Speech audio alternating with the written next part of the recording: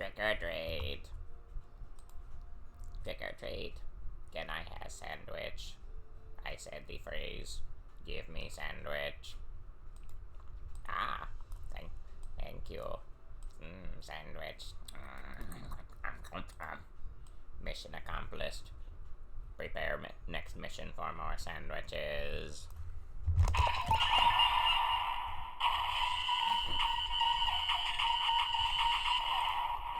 Hello, my Sharkies, and welcome to our final Halloween or October stream. Yeah, last time we enjoyed this spooky month, and I just noticed the pumpkin stems are hiding behind chat. Anyways, yeah, how y'all doing, chat? Y'all doing good? You ready for some more Pokemon Violet? We seem to come back to this game quite a bit. Oh yeah, and I'm quite certain Sakukuda loves it. It's very fun. Yeah, bruh. Yeah, anyways, nothing too amazing. I was thinking about doing something with Arceus, but I still haven't caught him because I don't have the energy at the moment. Maybe eventually. Maybe next Friday. But hey, we can still have fun on Violet, and here's hoping we can, and we're going to be shiny hunting some ghosts, and maybe some dark types. Either way, it should be quite fun. I wonder if were there any Violet Paradox Pokemon that were ghost or dark types? I need to check that later. I'm not sure. Anyways, y'all doing good? Yeah, let's, why don't we go ahead and get things started? Yes, indeed. Let us begin the hunt. Certainly, comrades. I do enjoy a good shiny hunt, especially when there's a sandwich involved. Alright, let's go ahead and get things started.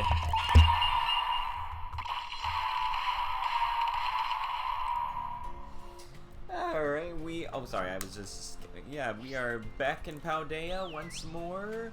I'm as fidgety as ever. Let's see how the team is doing. Right after I clicked the wrong button a few times. And hey, how's it going, everyone? Oh, hi again! Nice to see you! I bought me Mowit! Indeed. And Zori. Oh, I'm feeling extra spooky this year. Right this time. Most interesting. Hello, Steve. Hey, how's it going? You babies ready to find some ghost babies? Yeah! Indeed, gonna find some ghosts and maybe some dark types as well. Oh, that sounds quite spiffy. Good luck with that and all. Haha! The Bax is ready to capture to the mat. Wait, did you say ghost types? Oh, I think you might want to get the snail for that, or something. Fair enough. And hey, Ogrepon. Hello! You sure took a while to find me earlier. Yeah, I got a little mixed up with the box. Okay. No problem then. Alright. But yeah, I think we should probably bring out one of the Treasures of Ruin if we're gonna do some shiny hunting. It has just occurred to me the snail might, I'm not, actually, which one would be the best choice? What do y'all think, chat? Should we, which one do you think would be best? Honestly, any of them would probably be fine. I wonder if we should use any of the shiny ones. No, they don't use, no, Ruination. Oh yeah, and for those in case y'all are wondering, I was lucky enough to get the shiny Koraidon during that disaster. Quite cool looking. But yeah, tell me, chat, which Treasure of Ruin you think would be the most spookiest for the occasion? The Salty Snail, the Tricky Weasel, the Bold Elk, or the Firefish? I'm not sure. What do y'all, Snail? Yeah, let's go with the Snail. Who else could you have picked, laddie? You know they love the Salty Snail. As much as I despise that title. Now let's get on with it. Indeed. Oh, wait. And of course, our favorite sandwich-loving lizard, Miraidon. Greetings. Can I have a sandwich? Oh yes, don't worry. We'll get you a sandwich in just a sec. Perfect. Oh, there. Oh, there. We actually have. Oh, apparently there's some Dreepy in the area. But yeah, I think we'll start with a ghost sandwich. And just start looking around these hills. There's a lot of ghost puppies hanging around there. Maybe find some Dreepies as well. Let's just find a flat surface. But yeah, if y'all have, if there are any ghost or dark types in particular y'all want me to hunt for, let me know, and I will do my best to find them. Okay, probably should have just done this in town. But yeah, maybe we could go for like a graveyard and maybe Palisand. This might be fun. Okay, where is the flat surface? Oh, praise Sukian! Quake Rave! Oh, hello, Epic Pikachu, you're just in time! Yes, the hunt is about to begin. I don't know if I want to go for Mimikyu, because I already have a shiny Mimikyu, but, I mean, I could, well, I guess we could try to look for one while we're at it. Question, where do Mimikyus live? But yeah, congrats on the watch streak. I don't really know what those are, but yeah. Really wish it was easier to search in here. Okay, let's see. Let's just check where Mimikyu is, and I guess I could shiny hunt one if it's not too terribly hard.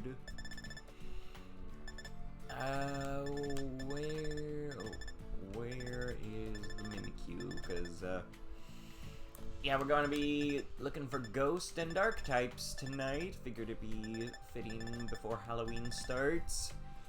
Oh, here we go. Wrong. Okay, and where do they live? Huh. Okay, over there. So, how hard are Mimikyus to find? I don't know. I guess we could. Let me pull up the map. I guess we could look around here. Oh, I guess they're around here. Yeah. You know, let's go ahead and do a Mimikyu. Yeah, for y'all, chat. But yeah, if y'all have any other Pokemon requests, let me know. But yeah, let's get into position and make a ghostly sandwich. No, what? Yeah, the shiny is gray. Yeah, I know. Again, I have a shiny on Shield, but hey, wouldn't hurt to have a second one. Especially considering that nonsense in Legends ZA. Alright, let's, Fairies would be the... Wait, what? Oh, I thought that was a Litwick. Okay, let's... I think this is the spot where Mimikyus probably hang out around here as well. Alright, let me double check. Did somebody say... Sandwich? Indeed we did. So, let me just... Hopefully it didn't reset it. Okay, are we in the right area? I think so.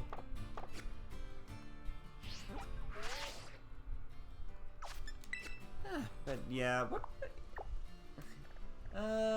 Oh yeah, maybe just go up. Maybe let's head over there before we start our hunt. Again, I'm kind of improvising a lot of this, so we'll see how it goes. So how y'all doing, chat? Y'all have a good day? My day was pretty good and productive. Mostly cleaning. Lots of cleaning. That's usually what I do on Thursday. Alright, let's make the sandwich and see if we can find any Mimikyus. Yeah, you know, me and my sister have actually been doing this Advent Pokemon calendar for Halloween. It's been pretty cool, and first thing is actually a Mimic. It's like a. So for those who don't know, an Advent calendar is usually something you get around Christmas, and you like you open it up each day, and you get a little toy or figure. You can get lots of cool Pokemon figures, and one of them was actually a Mimikyu, specifically a Mimikyu with a hat. The witch hat. Very tired, already in bed. Okay. I hope you can get some rest, and don't feel bad if you fall asleep during the stream. I just hope I can, Red onions. Okay, I don't know why ghosts like red onions, but okay. Let's let's do sweet and salty, since we're using a salty snail. Was it a Santa hat? No, it was a witch hat, because, again, we got a special Halloween one. It was... So, yeah, it wasn't a Christmas one. It's a countdown to Halloween one, and, it's pretty neat. It's got some shiny figures of some ghostly Pokemon, and just general Halloweenish stuff. I know the two exclusive figures is a Mimikyu with a witch hat and a Pikachu with a little pumpkin outfit. It's very cute. Let me make this sandwich, and then I'll tell y'all everything that was in it. Yeah, I think, tomorrow's final day.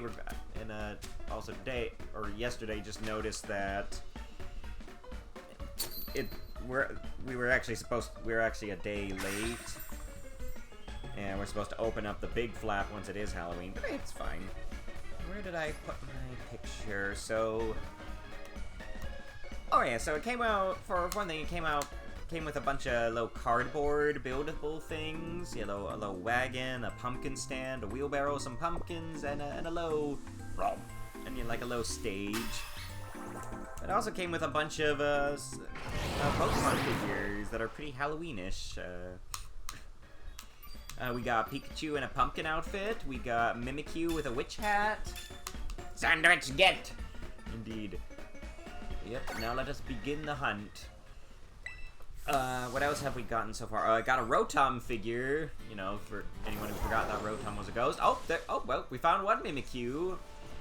Oh, a lot of Mimikyus. Okay, looks like, okay, this shouldn't be too hard. Quite a few of the little... Wow, there's a lot of Mimikyus. I'm, almost scared. But yeah, we're looking for a gray Mimikyu. Hopefully it should stand out pretty well. Oh, there's Dreepies nearby too. Ooh, that makes me happy. I quite like Dreepy. I actually have a Dreepy Halloween plush. He's got like a little party hat on. Very neat. Alright, so, I think this looks fine for now, so let's reset. Yeah, Mimikyu army.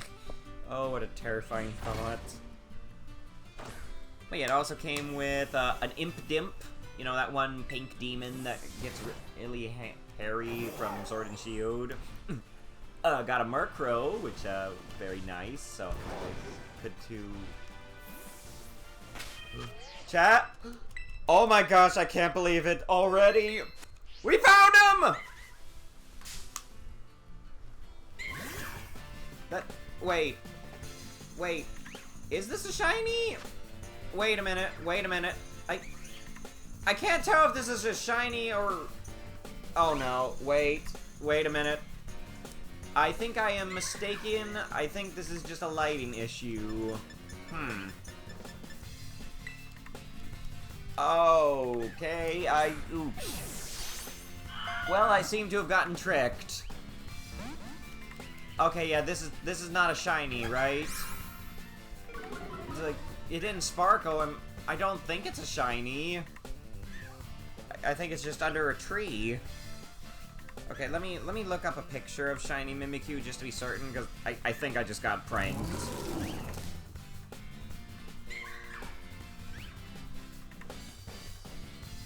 Oh goodness, I did. Dang it, wrong Mimikyu. Dang it, I done got trick-or-treated. Oh, well. Sure that won't happen again. Okay, so yeah, I'm looking at a picture, yeah, they also have gray cheeks. Well, that's embarrassing. Ah! So embarrassing, Miradon had to go for a swim. Okay, that should be a highlight. Yeah, maybe. Keep an eye out for a shiny Dreepy as well. I believe they have blue heads with a bit of yellow. Okay. Goodness, I am so glad the shiny sound is back in Legends EA, because, oh, goodness.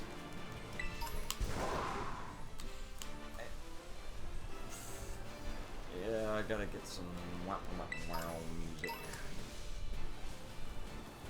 wait. Okay, gotta pay extra close attention to the ones that are hiding under trees. Because again, we'll know if it's a shiny if its cheeks are gray. No, what? Stop! Spam bot! Oh goodness. Well, this stream's off to a great start. Rocket launcher.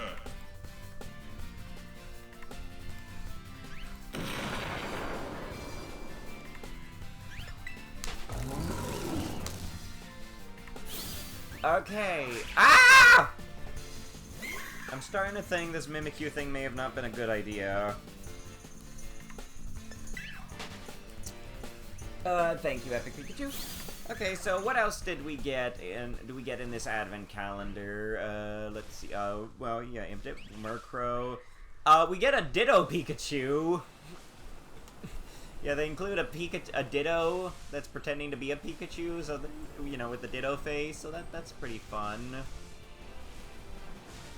Oh boy, I was not expecting this many to spawn. Oof. Well, let's just keep looking. And okay, yeah. I'm getting so paranoid now because whenever they're under a tree, they look like they're shiny. They're so mean. I mean, it's not as bad as Meryl, which is like No, not Meryl. I mean Poliwag. Poliwag is like impossible to tell if it's a shiny in this game.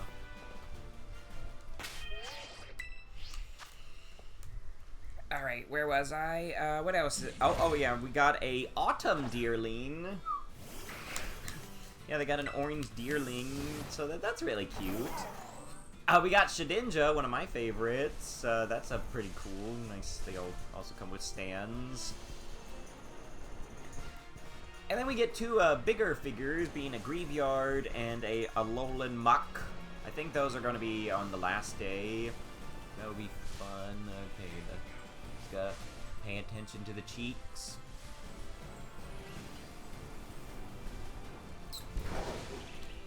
Alright, no, not seeing anything yet. I'd probably say... Shame there's not any massive outbreaks going on. That would have been helpful. Oh well. As in, like, Halloween-themed ones. Okay, yeah, these trees are tripping me up. Yeah, but along with the Graveyard and Alolan Muck, it also comes with a Garchomp. What do Garchomps have to do with Halloween? I have no idea, but... Hey, it's kind of scary if you think about it, you know, big old land shark that's also a jet. Yeah, let's also try to investigate the waters a bit for a potential shiny Dreepy. I do have a shiny Dracopult. No, not Dracopult, the thing before Dracopult, the middle stage.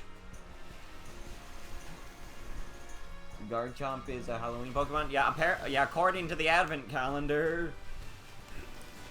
I mean, but you know, it is what it is. I'm not sure which figures I'll get and which my sister will get. Well, we're gonna trade it up and get it figured out afterwards.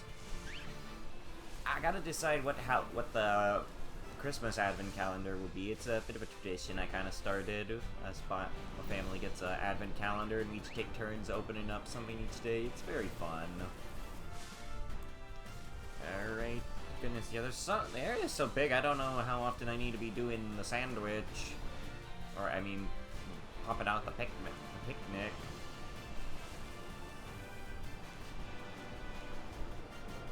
But yeah, it's a pretty fun. I think we got it on Amazon for like $35. Definitely worth it. I've been meaning to collect more Pokemon figures. I got some, I've been getting some on my recent shopping trips. Got Tyranitar. Got a little action figure where you push a button on his back and his mouth opens, like, Wah! And just recently, on my last shopping trip, I got a 2-pack that came with a Pikachu with a Santa hat and a Snom. You know, that cute little grub from Sword and Shield. It's quite cute. They're quite good in my collection. Yeah, I believe it's Jazzwares that's making most Pokemon toys nowadays, and boy, did they do a good job. They pretty good quality figures. Did that Did that Mimikyu just fall out of a tree? No. Alright, let's looking. Yeah, I think this is one of my first times really shiny hunting without a mass outbreak. Which usually makes the chances a lot easier to happen. We'll see how it goes. Well, I did do it once to get the shiny Salazzle, which did take quite a few tries, simply because, you know, female Salandits are hard to find. But it's definitely worth it. I quite like Gwenum. I need to use her more. So what shall we talk about now, chat? What you been up to? So I heard that Animal Crossing is getting some kind of Switch 2 update. I don't know what it is because I didn't have time to watch the video, but you know, that's neat. Mostly because it's a free update. More free stuff, the better. As long as it's not free to play. Those. Okay. Here, shiny. I don't know how many we'll do tonight. What? Hold up. No. Oh goodness, these. How would a Mimikyu react if I called it cute? Depends on the Mimikyu. It would probably start crying tears of joy just because it wants to be loved. Unless it's Jesse's Mimikyu. That one was, ooh. Yeah, that thing was pretty messed up. Granted, the entirety of the Sun and Moon anime was messed up. Yeah, I still hate that show, like, oof. I can't think of any other times a show has made me that mad. And the thing is, I feel like if it didn't have Ash, it would have been so much better, like... I can't stand how stupid Ash looks in that show, because it's just a constant reminder of what we don't have anymore. And, I guess no point dwelling on it now. What did Mimikyu said that scared me out? Probably describing how it wanted to murder Pikachu, I'd guess. In very graphic, stabby, probably non-PG-13 ways. That'd be my guess.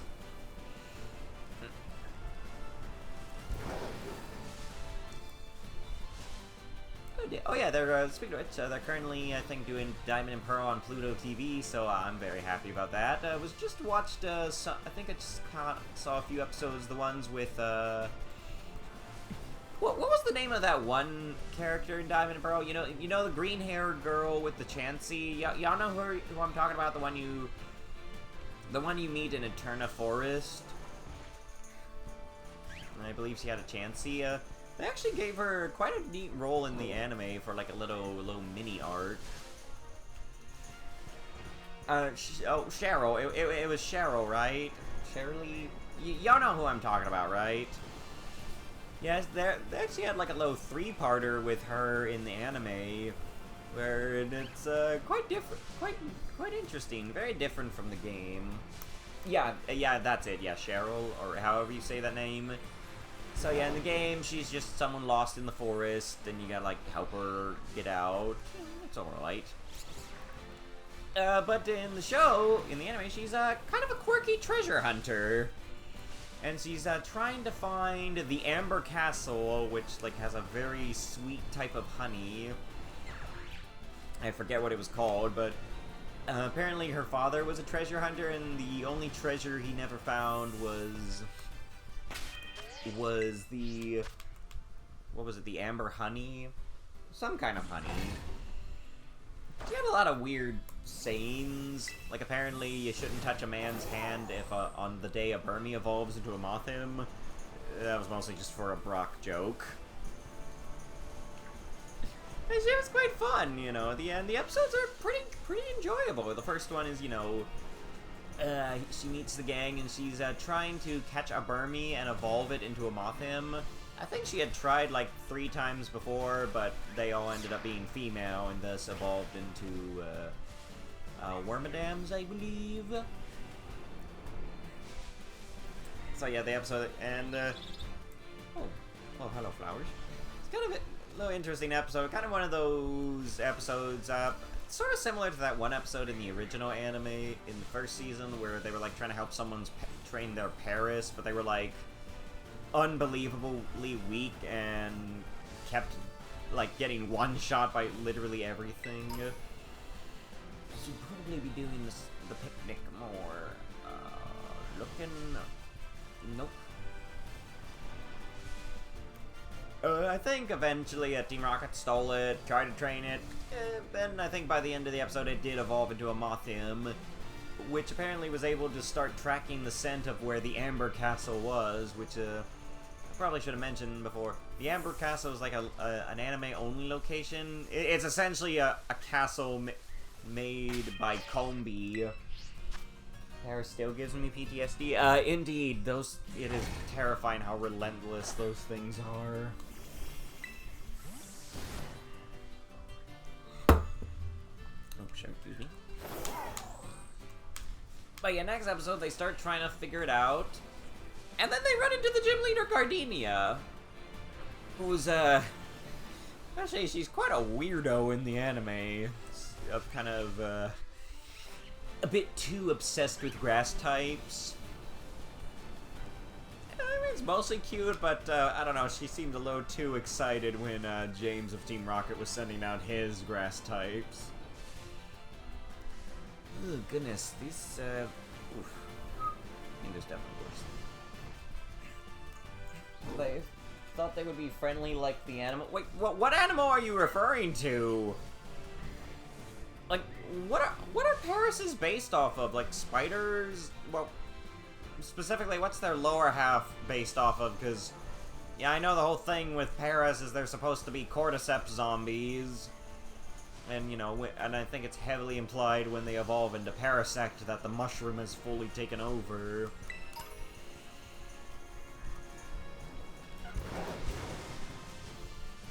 But yeah, they meet Gardenia. She fights Ash and kind of wallops him with her unbelievably speedy Turtwig. Like, that is quite weird, just how fast that portal was. Yeah, after that, fine, go. Team Rocket tried to attack, and then she got all obsessed with James's grass types, his Carnivine and Cacnea. I think at one point she actually got the Cacnea to give her a back massage with pin missile, which I'm not sure if that's quite right, but okay. Wait. Hold up! Target acquired! Target acquired! Target acquired! Oh, we got tricked! Now we got the treat! Shiny Mimikyu! Let us go! Hooray! Wonderful. And yay! Oh, mission accomplished. And I think target acquired. Nice. Pretty neat little shiny. You know, the gray looks really good on Mimikyu, I must say. A little harder to tell in this game, but hey, target acquired. Alright, what do we go for? You're not... Okay, alright. Let's see, how much time do we have... Wrong button. How much time do we have left on our sandwich? Oh, we got a good 10 minutes, so... Alright, what do y'all think we should go for next? We could hang out around the waters, look for a Dreepy, or we could head out to the mountains, maybe look for like a graveyard, or we could also head to the beaches, look for some sandcastles. I could go after the Palace Sand. Those things look pretty cool. Alright. Yeah, this might be... Phantom? Oh yeah, Phantoms are really good shiny. Now I just gotta... were they DLC Pokemon, chat? I don't quite remember. Well, actually, first things first, let me... Oh, wait. One's check. Double check the Dreepies. Okay, we're good. Yeah, let's put the Mimikyu in.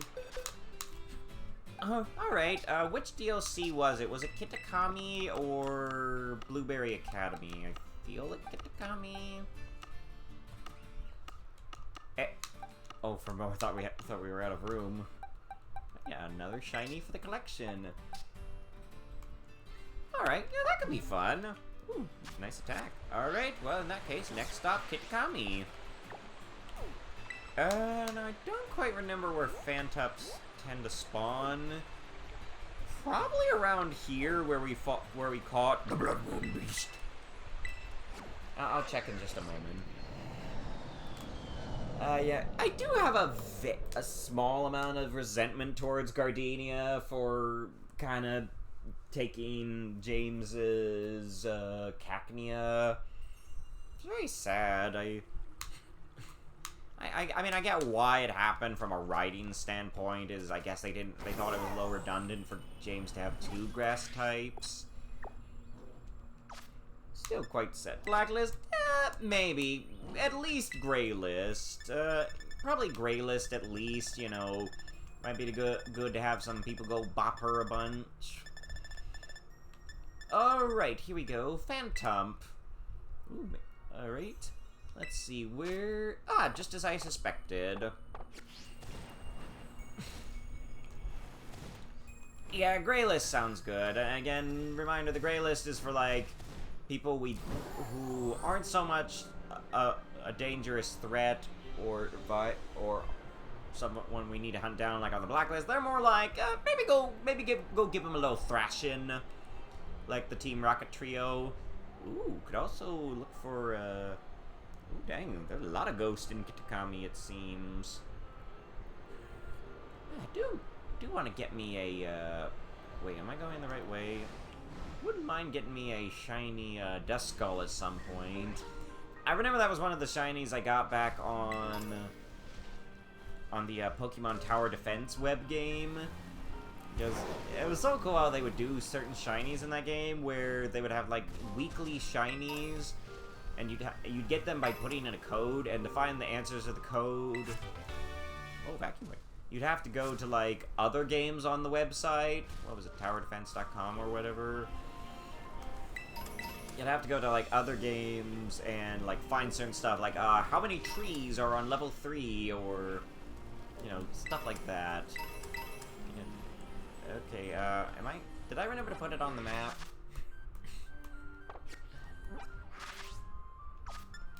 Wait, oh goodness, I'm going the wrong way. Whoops.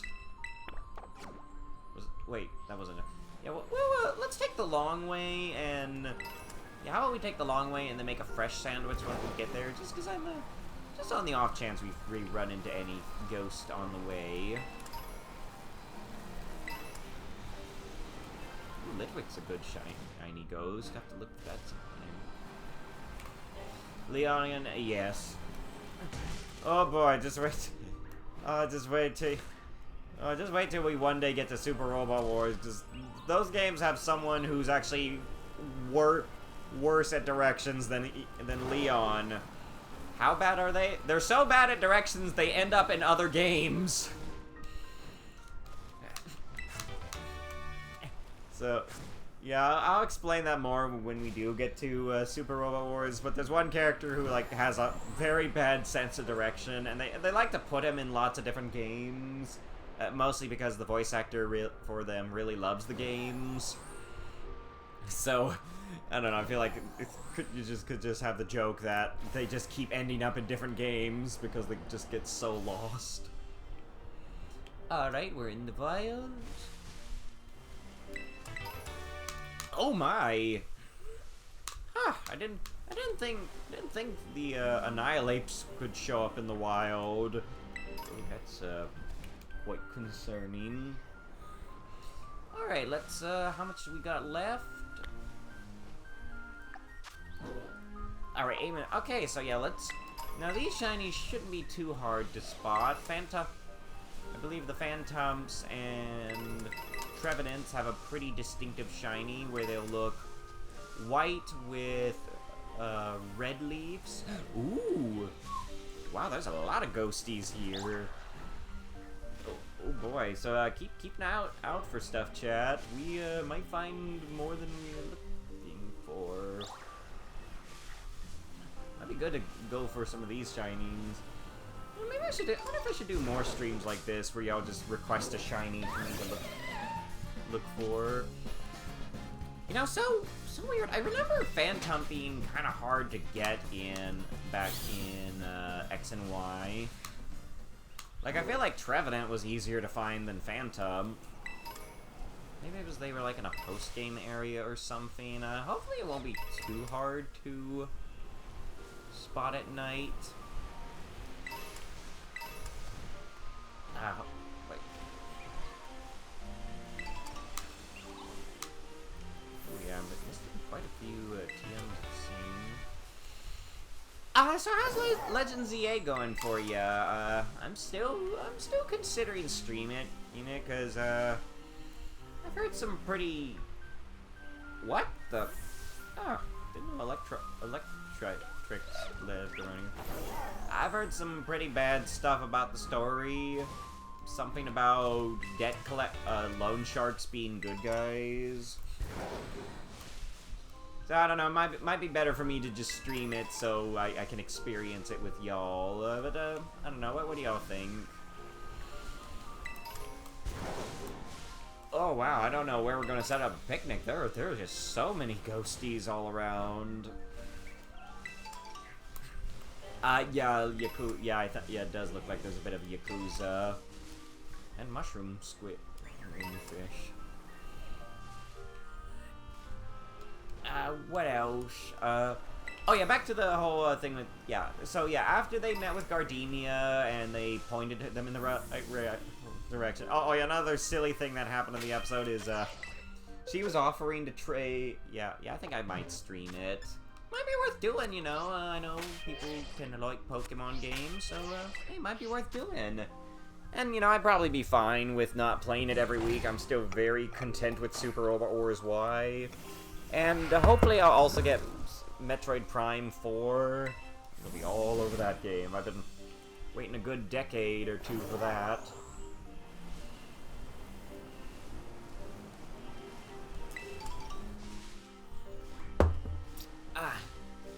But yeah, she, one of the Gardena was, like, offering to trade lots of other grass Pokemon for James's Carnivine and Cacnea. Like, a Vileplume, a Bellossom.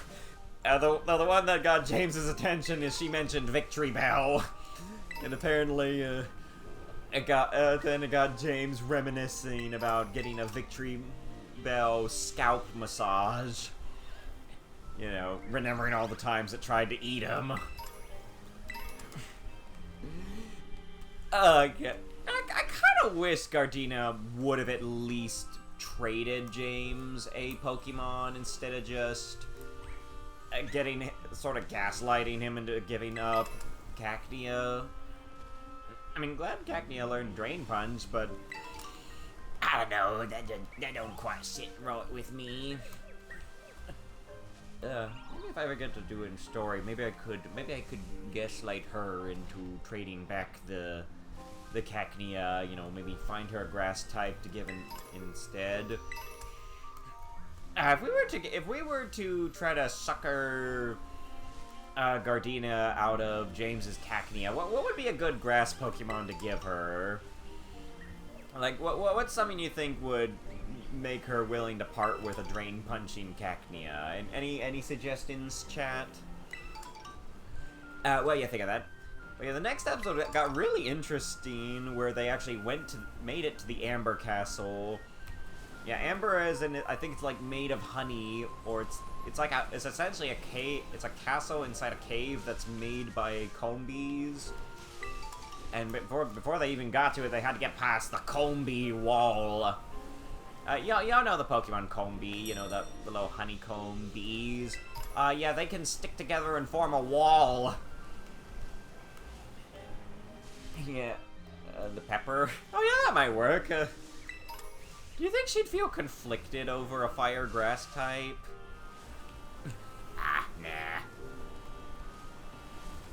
Nah.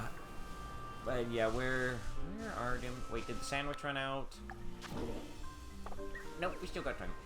Maybe just want to find a spot where lots of phantoms.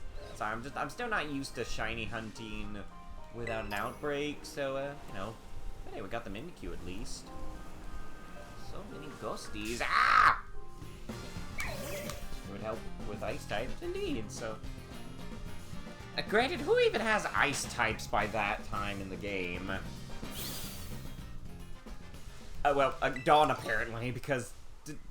Did anyone notice how odd it is that her Baniri just knows Ice Beam? Like, I feel like that's a pretty powerful move that one just doesn't normally get. I'm not wrong, am I? I gotta look up when Baniri's even learn Ice Beam, because I feel like it can't be that soon. But yeah, not seeing much at the moment, unfortunately. I'm wondering if I'm not technicking enough. It's by TM. Yeah, they didn't really have TMs in the show. Oh, we probably should have started here from the beginning for the Mimikyu. Was that the cave where the Blood Moon Beast used to be? Actually, what's in the cave? Nothing. Oh well. But yeah, I think I forget how, but they do get by the Combi wall and get to the Amber Castle, and it's quite something. Oh, hello, there's a bunch of Pachirisu here. Quite a fun Pokemon. You know, the, yeah, Sinnoh's Pikachu clone, but, I like that it's kind of made a name for itself. I mean, the one Dawn had was quite awesome. Her Pachirisu was quite fun and full of energy. And then they had a Pachirisu win the World Tournament. That will never not be funny, that Pachirisu learning Follow Me and being kind of thick really led it to being, quite powerful. Yeah, sporting Pokemon can be pretty cool.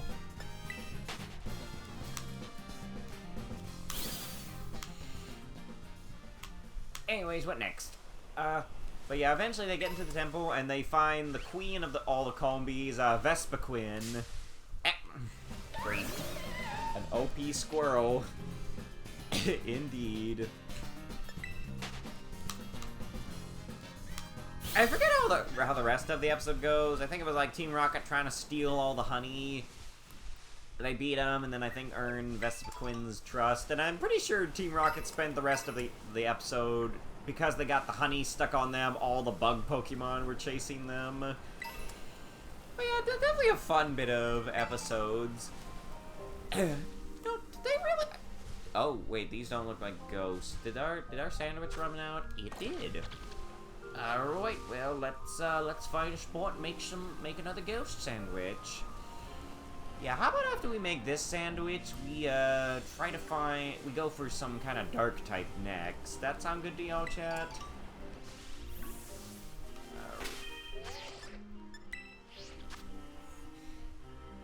Also, something I was thinking about earlier is, I think there might be a questionable designer in the Pokemon team at this point.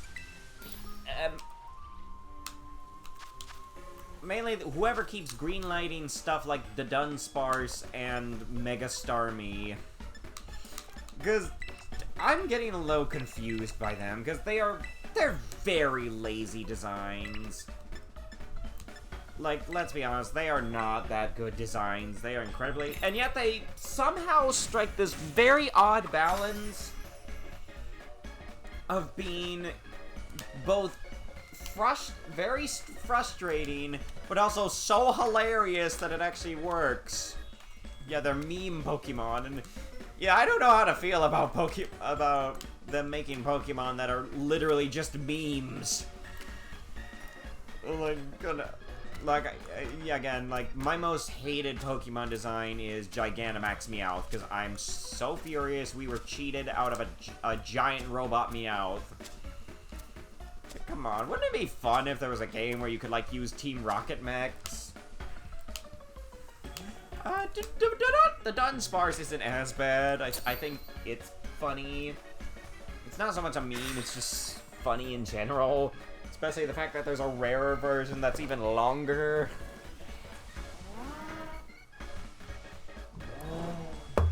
It kind of reminds me of that one episode of Pokemon where all the kids at a school were just all obsessed with Dunsparce, and all of them were like trying to have the best Dunsparce.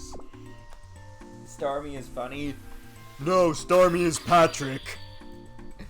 Yeah, it's kind of funny, but oh goodness. I feel like that's the embodiment of what I'm talking about. How it somehow strikes both incredibly funny and lovable, but also stupid and lazy and hateable all at the same time, and there's just no way to be in between. It's so confusing, but I don't know if they should keep doing these or not. Y'all have any input on these meme designs? Because I don't know, man. They're just such an anomaly. It's not like it's not the case of where people say like, oh, Pokemon are just badly designed nowadays. No, they are. I feel like they are specifically badly designed, but in a way that makes a lot of people love them, and I'm so confused. Okay, ad's about to start. Well, I'll keep on looking around, see what we can find. I want to see if we can get at least one shiny out of this forest, be it a tree or a candle. And then maybe we'll head to the beaches, look for some black sand. You ever been to a beach with black sand? I know they exist, and I assume they're very, very hot.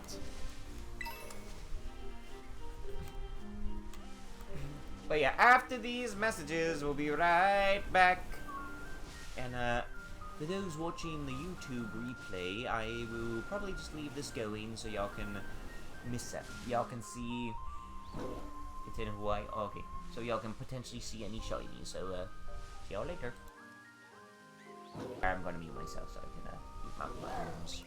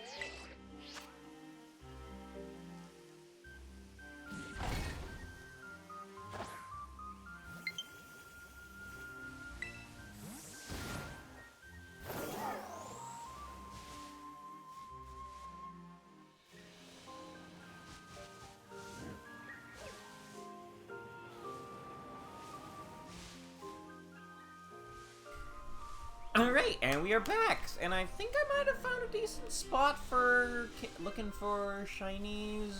There seem to be quite a few ghost Pokemon in this particular area, so this might be a decent spot for resetting.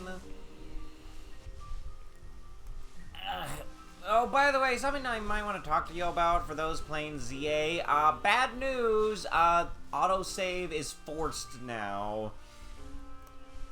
And unfortunately, it looks like they turned off the ability to turn off autosave. Which honestly I totally saw coming. But I just do not get Pokemon and Nintendo in general's hatred of options. Like, I feel like one of the reasons that they keep...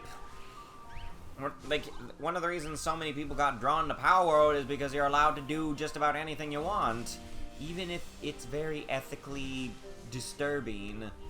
Whereas Nintendo gets upset if you just want to, I don't know, turn off a certain setting. Ah, it's ridiculous, man. Ugh. Oh yeah, seems like a nice... I think this is a good spot. Though, I will say there is one positive that regarding shiny Pokemon that seems to balance out the forced autosave. And Nuzlocke. Oh yeah. Yeah, they hate Nuzlocke. I think shiny I could be wrong, but I think I heard somewhere that in Legends EA, shiny Pokemon don't despawn. Like, I think once a shiny Pokemon shows up, it's gonna stay where it is. I could be wrong, but... if that's the case, it kinda helps a bit. Then again... does mean you gotta get the shiny on the first try, but I don't know, maybe it's easier to catch Pokemon in that game. I, don't quite know. Still, it just... I feel like the only thing that's really gonna fix things is more competition. It's why I definitely do want to look into streaming him. I do want to consider streaming Digimon Time Stranger. I gotta get it, and well, games are pretty expensive, so it's going to be a while, and I don't think I'm at a point where I could, and I'm not sure if I'm at a point where I can start asking for donations to help me get a game sooner. I mean, you can if you want to, but honestly, just having y'all here watching is good enough. At least for now, while I'm employed. Okay, but yeah, if I do eventually do Time Stranger, how would y'all like me to do it? Cause I think it'd be neat if we did some kind of challenge regarding the Digimon in it. I'm pretty sure you can have like 6 save files in that game, so you know, I feel like it might be fun to do like a challenge, like only using Digimon that appeared in Frontier. So I think that would leave us with the 3 legendary warriors that got into the game, that being Agunimon and Lobomon and their respective evolutions, as well as the darling that is Ranamon. And I think there's actually a villainous Ranamon that does try to do some evil stuff in the story. A little sad, but hey, at least you can get your own, and I really love how they did the spirit evolution. A regular run first? Okay. I don't know if I want it to be a blind run, though, because I might want to play on my own time. Then again, it might be fun doing it with y'all. Yeah, just, it can be a little tricky for me to find the time to game, because, you know, I'm busy, and also incredibly indecisive, and I don't know, would y'all? Yeah, then again, I don't know, we'll think about it, but my other ideas, but yeah. So, they did a really cool thing with the, with the 3 Frontier Digimon that got in. So for those who don't know, I was talking about this a bit last stream about the 10 legendary warriors. So essentially, they became these spirits, each of them representing the 10 elements. Which I believe in Digimon, I believe it was, forgive me if I miss some, fire, light, ice, wind, thunder / lightning, darkness, earth, water, wood, and metal. Yeah, I think, yeah, and you see, the thing about the spirits is they came in 2 varieties. That being the humanoid spirit and the beast spirit. Now, the beast spirit were basically upgrades that the characters would get later, where they would become more beastly like Digimon, which were a lot harder to control, but a little bit more powerful. And what's neat is they could actually swap between the forms during battle. I believe they called it slide evolution. This was actually first demonstrated by the first of the Evil Warriors, one of my favorites, Grumblemon, who's he's kind of a big-nosed goblin with a Zelda hat.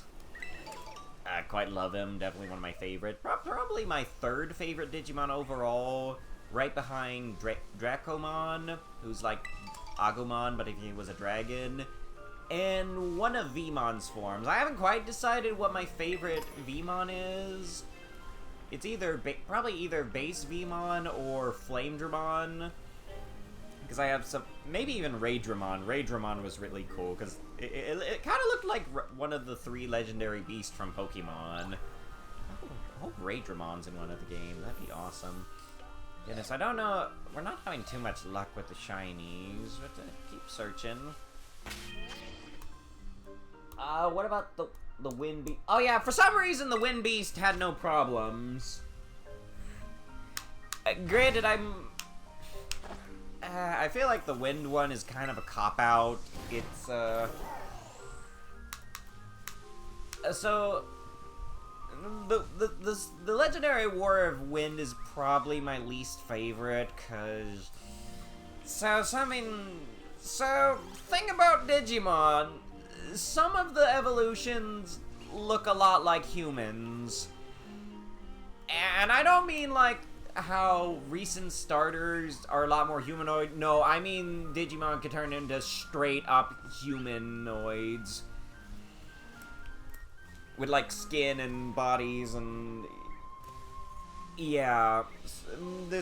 I believe this was first demonstrated when Patamon, which kind of looked like a guinea pig with wing ears, just turned into an angel.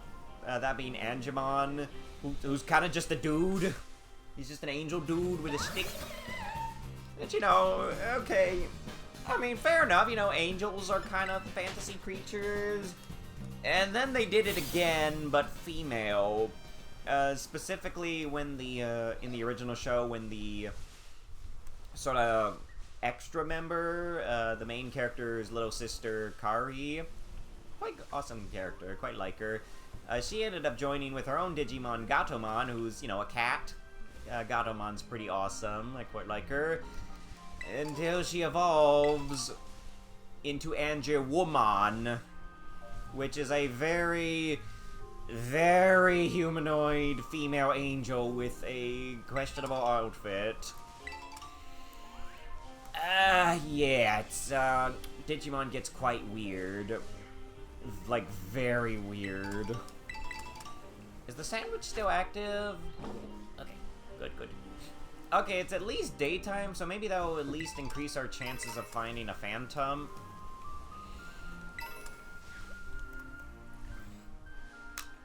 But the humanoid, but anyways, back to what I was talking about. The Spirit of Wind, that turns into, oh yeah, Kazemon, known as Fairymon in the original Japanese, and, it's a very humanoid, revealing outfit. Like, uncomfortably revealing. And the thing is, the part that makes Fairymon, yeah, very little clothes, the part that makes the design extra creepy is, that it was like a 12-year-old girl a moment ago. You see, okay, so Frontier did things a bit differently. Normally in Digimon, you get a partner. It's like Pokemon, except you get one Digimon partner who's like your best friend. Not the case in Frontier. In Frontier, it's more like Power Rangers, where they just turn into the Digimon. And, ooh, Kazimon feel quite uncomfortable, because there's, the outfit's very revealing. There's quite a few, shots on certain parts I'd rather they don't focus on. Like, I think one of her attacks is like Princess Peach in Smash Bros, which is like, slamming someone with the rear. Not good. Now, you think the Beast Spirit would maybe... Oh, that's cute that, that Patricia was eating a berry. Now, you think the Beast Spirit would maybe go for something a little less revealing, you know, maybe a little more awesome, like a bird? No! It still looks like a human! I think essentially it turned, Sylphimon is essentially a harpy. But it's also very much too revealing, because it's like a harpy with a bikini bottom on, and also for whatever reason that one was, they were able to control that one perfectly fine, no consequences, even though literally everyone else had struggled with their beast spirits before then. I don't know, woman or something. Yeah, that was also one of the main changes I made in my, my Frontier rewrite. Kind of changing, the clothes for Sylphimon and Kazimon. Because, it just felt uncomfortable. I believe, for Kazimon, I changed it so that it's just a leotard with a translucent skirt and some goggles. Because I don't really like the designs where the eyes are just covered. Something a lot of the humanoid ones tend to do for some reason. And then, yeah, and then for the Sylphimon, I just gave it like a whole, just like a skin-tight ninja outfit. But yeah, those were quite unpleasant. Anyways, enough of that tangent. So, ooh, there's a spider in a tree. So basically what they did in Time Stranger is you could, with the, with those Digimon, Gunimon, Lobomon, and Ranamon, though they did change her name to Lanamon in the game, I think it's kind of one of those, it's one of those things where, you know, like, Japan kind of has trouble with R's and L's, because they don't really have an L in the Japanese language, but sometimes the things that start with, excuse me? Okay, okay, I thought we ran into another shiny. It really looks like a shiny when it's under the tree. So, it's like the whole thing with Luigi and Waluigi, so...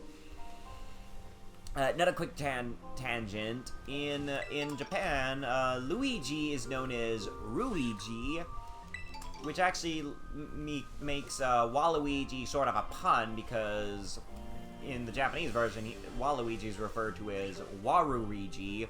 And you see, the word Waru is kind of a Japanese word that means, like, bad, evil...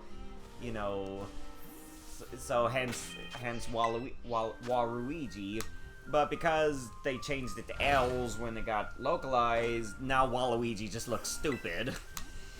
But yeah, I think it kind of adds to the character. Yeah, also kind of funny that next year, baby Waluigi will finally exist. Because of that whole Mario sports game, I find that quite amusing. I like the baby characters in Mario, they're quite fun.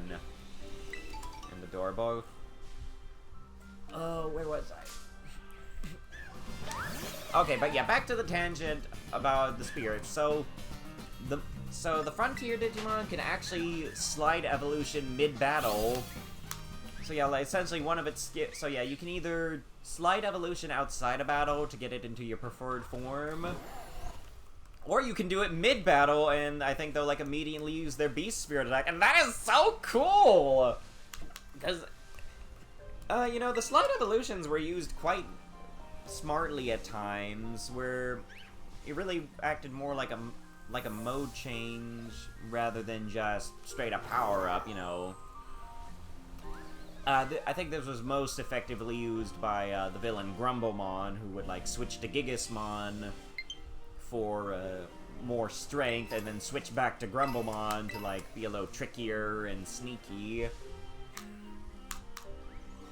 Oh yeah, I even actually did, about the whole them being able to control the wind spirit instantly. I actually did make a little adjustment to that in my story, because, again, the whole premise of my rewrite is that the evil warriors get redeemed and join the heroes. Actually had, Grumblemon in his weakened state give, the character Zoe a little encouraging talk that helped her control the beast spirit, yeah. Yeah, the thing with Frontier, it's really close to being great. It just needed a few adjustments. Honestly, I almost wonder if, like, one of the problems was the show just kind of started running out of budget. Like, that's kind of what it feels like near the end, is that the show was just not making enough money, so it just... They had to start cutting the budget. That's why only 2 characters were allowed to do anything. Like, I think they got... Like, seriously, there's a point where the other characters are reduced to making a flippin' snowball catapult, thinking it will somehow help them fight the Royal Knights. I mean, are you kidding me? I mean, that's just so pathetic at that point. Like, oof. Like, I tell you, the show gets nearly unwatchable once the Royal Knights show up, because, you know, again, the heroes keep losing. Because, you know, Dynasmon, Crusadermon are very powerful Digimon, and they're very smug and, you know, flaunty about it. Oh yeah. Curse you, budget cuts! Yeah, that's really my own premise. That's my main, that's one of my theory is that because the show really wasn't catching on, because you gotta understand, chat, as much as I like Frontier, it is kind of a bit of a black sheep show. What I mean by that is, like, a show that's, you know, in a franchise or series that just isn't quite like the rest of it and kind of does some stuff that doesn't really fit with the rest. That being, you know, them turning into Digimon instead of bonding with Digimon. Granted, I'm also fixing that problem in my story. Yanni, I'm sure y'all can tell. Oh yeah, the moon plan. Oh yeah, no, so what Sucker Kuno's referring to is a particularly stupidly hilarious moment. So after their first fight with the Royal Knights, the heroes get stuck on the moon, the blue moon specifically, because yeah, the digital world just has 3 moons for some reason. Their leader, Takuya, had the brilliant idea of how to get themselves off, is that they all did their attacks all at once, that maybe, just maybe, it would move the moon closer to the planet. Yeah, you can, I think you can tell what kind, and, yeah, it did not work in the slightest, and everyone was very quick to point out how stupid he was. It's pretty funny, you know. And you know, Takuya is not a dumb protagonist.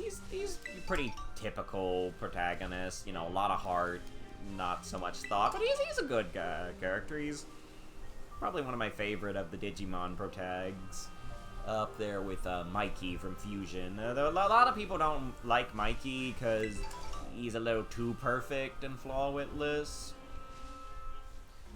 By that I mean he kind of just like, granted his one flaw is kind of, you know, he wants to help people, kind of to the point where he doesn't care if he puts his own health and body at risk, which, you can kind of debate if that's really a flaw or not.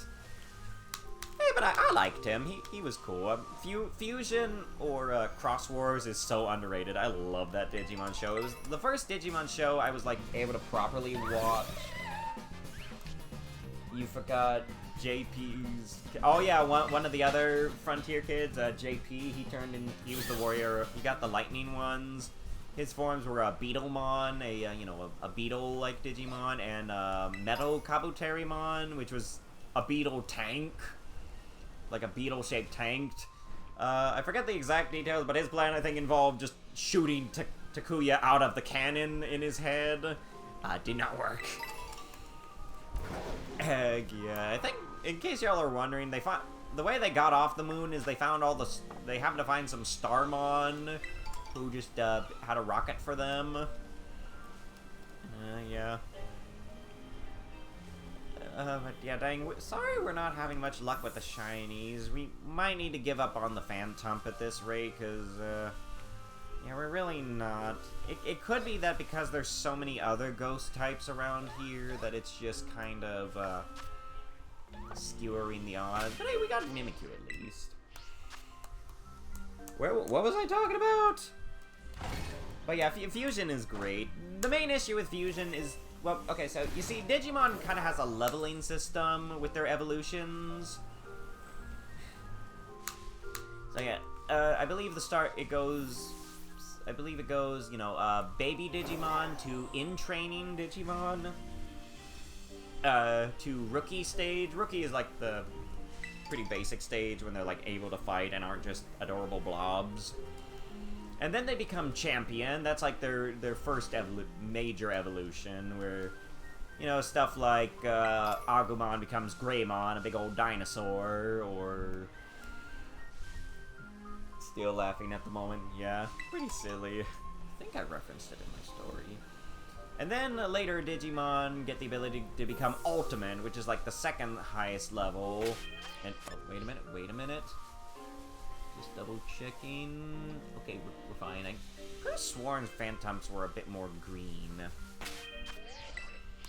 And then the final form most Digimon have is Mega.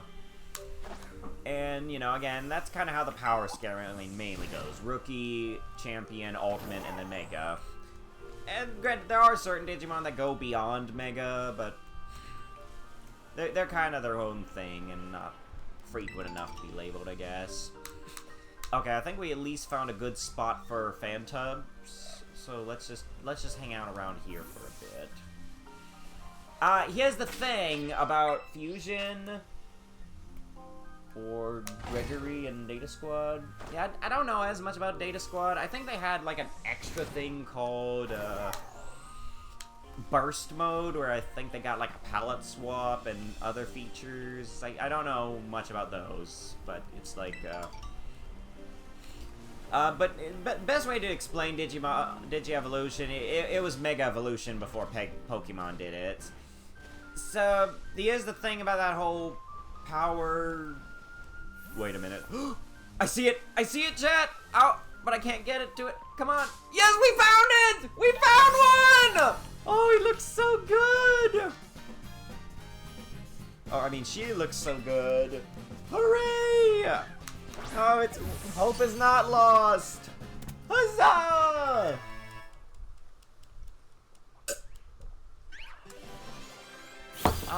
Yay, shiny. Yeah, we just had to find the right spot. But yeah, very good shiny. I believe X and Y actually had a whole episode dedicated to a shiny one or something.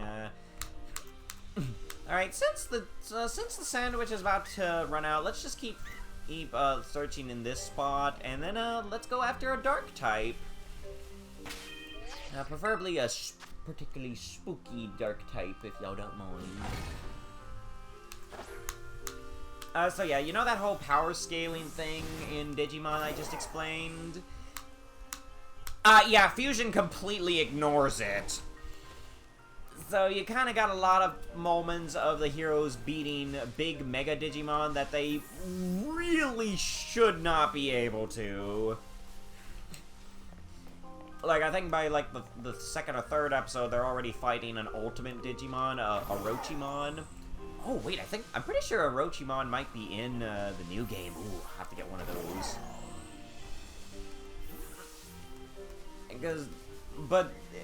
And, you know, it's a little excusable, you know, kind of an underdog thing, but then they kind of blow it in the next area, where they kind of have, so yeah, get a shiny Zora so Zori has a friend. Ooh. I'll be honest, I have really been wanting to get a shiny Zora, but,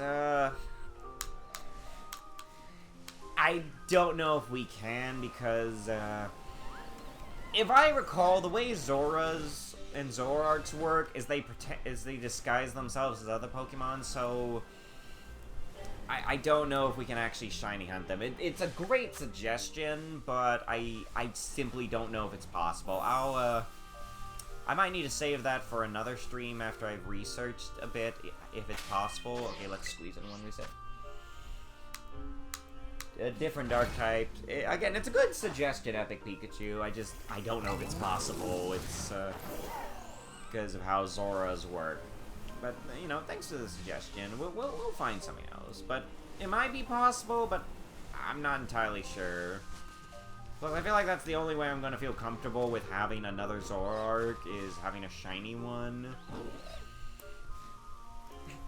One of my favorite shinies. Oh yeah, it's a beautiful shiny Epic Pikachu. I love how the shiny Zoras look. I've been trying to get a shiny Hisuian shiny on Legends Arceus. Definitely not working. Don't want to go for Bisharp because I already got some. But yeah, let's take a mid. But yeah, let me make sure I made it in. With Zora to help you. Yeah, again, maybe that'll help me research later. Oh, Deca Ranger was good. It was another episode, I believe, that got adapted into Power Rangers. The one with the monster that was actually innocent, as well as the evil plant alien. And I think I kind of like the Power Ranger version of it better. Where before because you know, it kind of did the plot of where like one of the plant aliens was good, but the other hated that, so like she killed her. I mean, they got justice was inflicted by the end, but you know, it's basically the episode to show why the Green Ranger is good. He's kind of the odd one out, sort of looks at the world differently.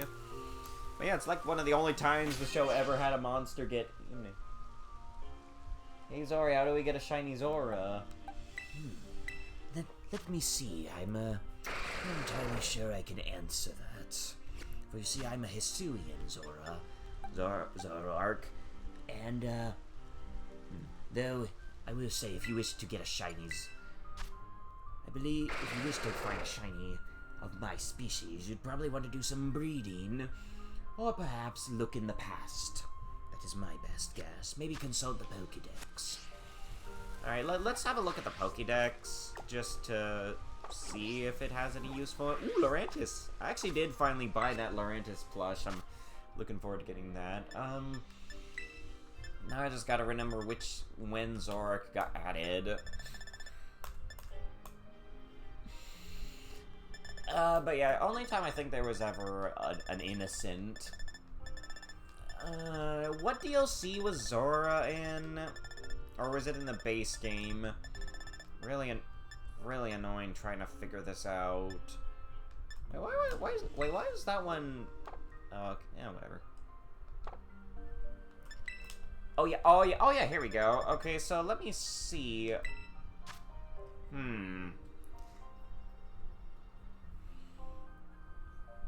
But the Mantis alien still got trouble for cutting guards. Yeah, I think he got, like, banned from the planet for a bit. You know, I mean, he only... Yeah, again, I don't think we can find Zoras naturally. We kind of have to random encounter a Pokemon, and it turns out the shiny Quake would be fun too, albeit not the dark type. Fair enough, comrade, though I believe my master already caught one. Yeah, I got one on Shield already. Let's look through the Pokédex and figure out a good dark type to go for. Maybe we should do it in Blueberry Academy, since, you know, we got a shiny elsewhere. Let's see, what are some notable dark types that lurk in the blueberries? Not many, apparently. Wait a minute, aren't you a dark type? Hey! Oh, that might be fun. Ooh, shiny Absol? Oh, that's a good one, too. Wait, is Absol even in this game? But yeah, I'm kind of leaning towards Shiny Grimer / Muck, because that's a pretty good one. Shiny Absol would be good, but I do not remember if it's in this game. It is in the game? Okay, where does it live? Is it also in Kitakami? Wait, nope, rip. Oh, nope, that it's not in the game. Aw, bummer. Oh, well, maybe in Legends ZA, but, I'm cool. I'd be cool with looking for Muck, because it makes sense. There's a Muck in the Advent calendar of the Alolan variety. Oh! Not quite Halloweenish, but why don't we go also try to hunt for a shiny Flygon after this? I think that might be, just because there's an outbreak over there. So yeah, let's go for Muck and then Flygon. Now I just gotta remember where the Grimers like to live. Okay, yeah, back to my talk about Fusion. Yeah, they completely ignore it. The whole level power system. Absol is my favorite Mega, so Majestic. Yeah, it's amazing. Yeah, I know it was someone else's favorite Mega, a top 10 list they did. I think it was sort of because it because the angel wings kind of made them think of Sailor Moon. Because, you know, Absol's is a pretty good Pokemon to have if you're an anxious person and get worried about like disasters and stuff, because, you know, he detects natural disasters. Oh, a Bulbasaur. Oh, how nice. Now, I feel like I just gotta remember where the oil spills live. I feel like it was around the beaches. But yeah, I think a reason I think they said it was a Sailor Moon reference is because I think like one of the other stories, Sailor Moon gets like angel wings as a power up or something. I don't know. I'm very unfamiliar with Sailor Moon. Oh, here we go. Oh yeah, this'll do the trick. All right, so let's cook up a dark sandwich. Or as they would say in the Japanese, an evil sandwich! A sandwich that still has the crust on!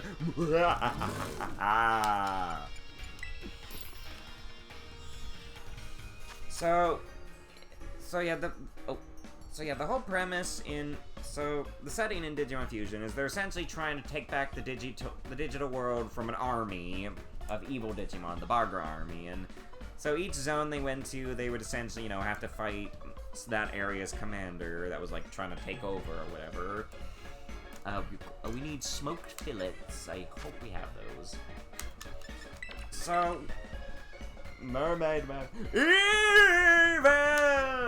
Okay, we have smoked fillets, right? Oh, perfect. Not fried. You want smoked. Is that like chicken or a fish or something? Chicken, yes. And let's do sour and bitter, methinks.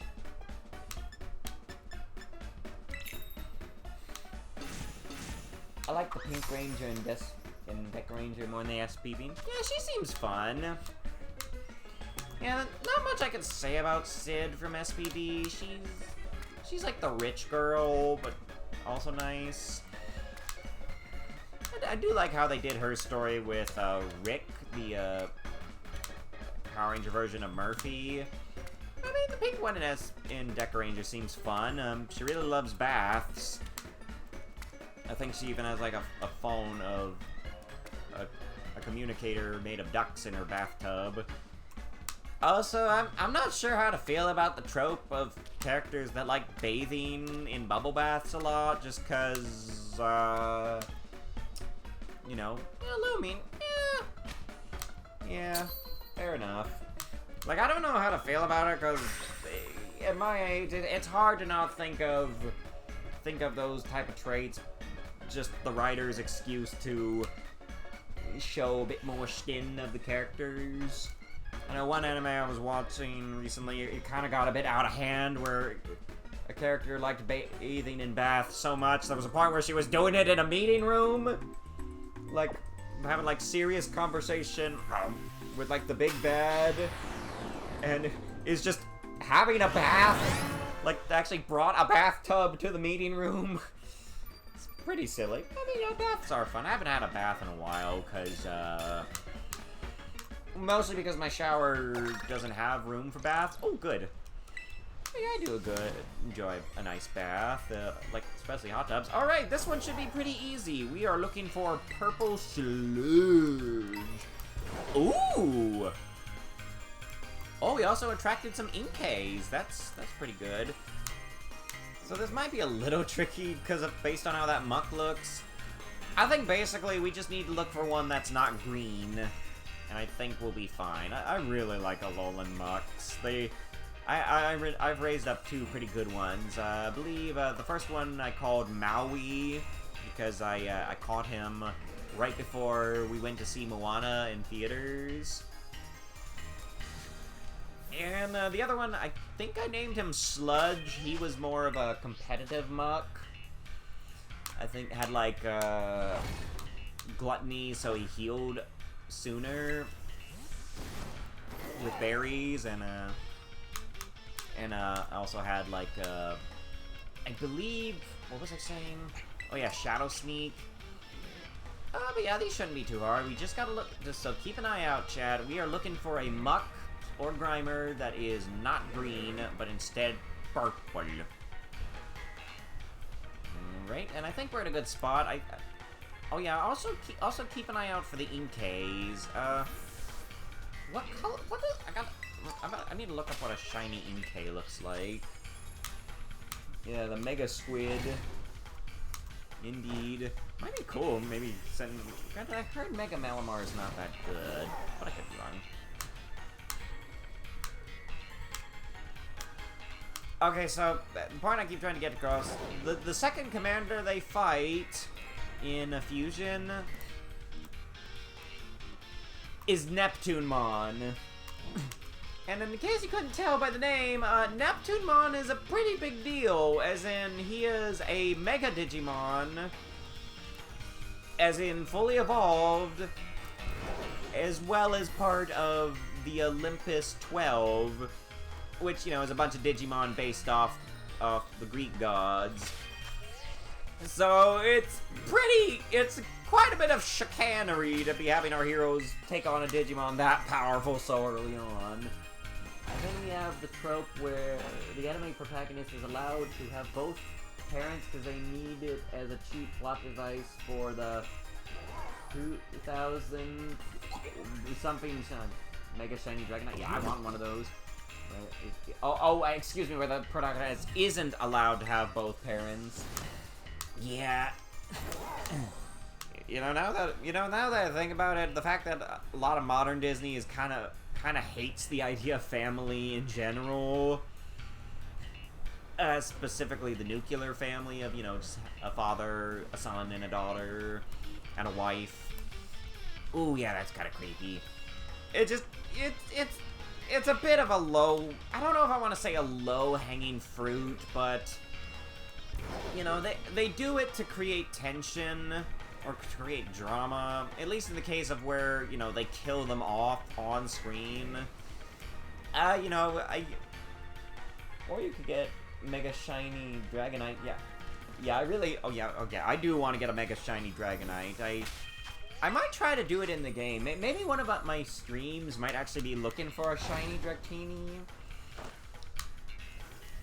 Because I feel like Mega Dragonite,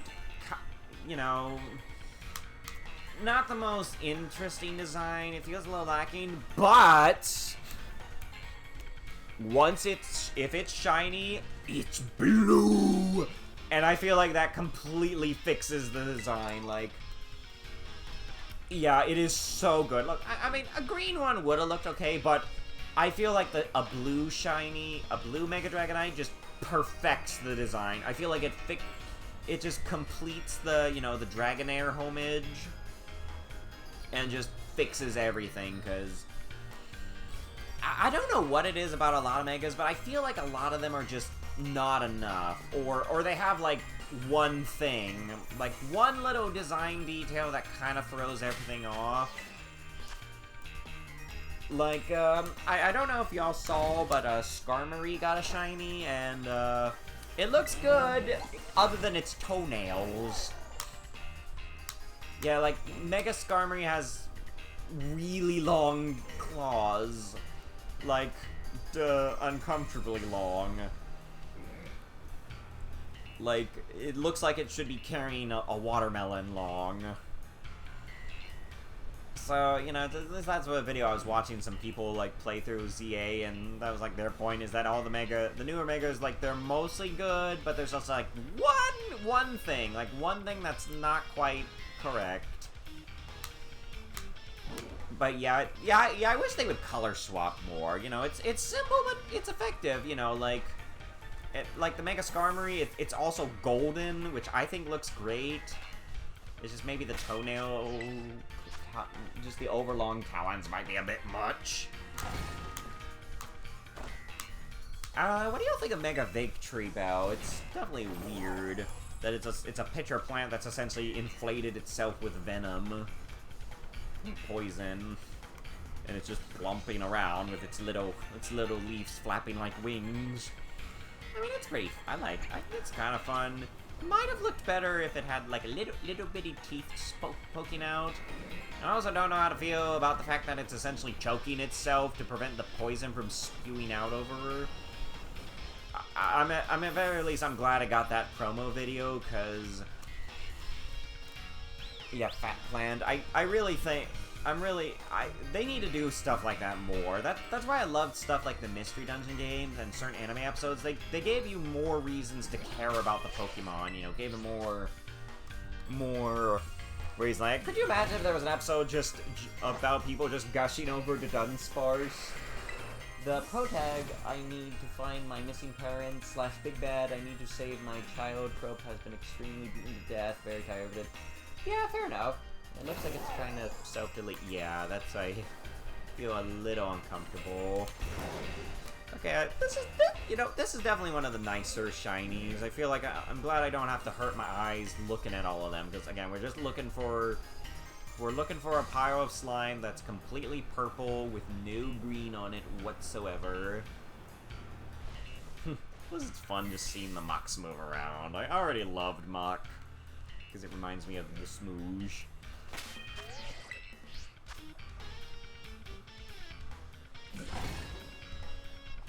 Oh, and in case I didn't explain to y'all what the Schmooze is, it was a villain in an old My Little Pony movie. Basically, imagine Muck, but if it was a flood? Like, the Schmooze is basically a much creepier version of Muck that's ginormous and just floods everything. It also makes people cranky when it gets stuck on them.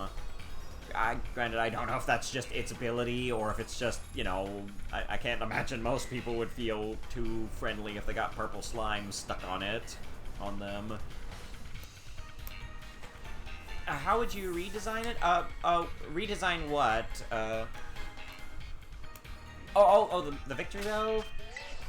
I don't know. Maybe just have teeth poking out?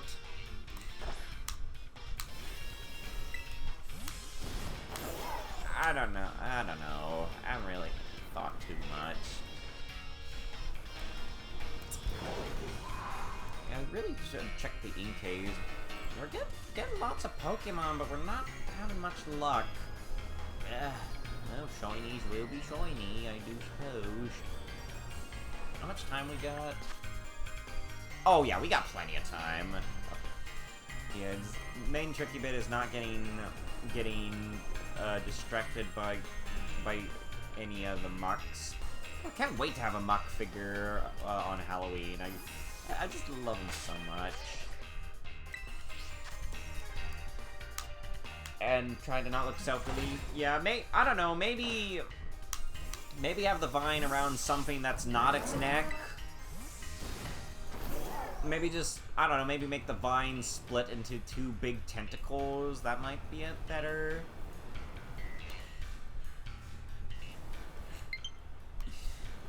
But yeah, again, back to the finish up what I was saying about fusion again. The main reason I think people don't like it is because it ignores the power scaling that Digimon has kind of always abided by. But I will say, if you can't ignore it,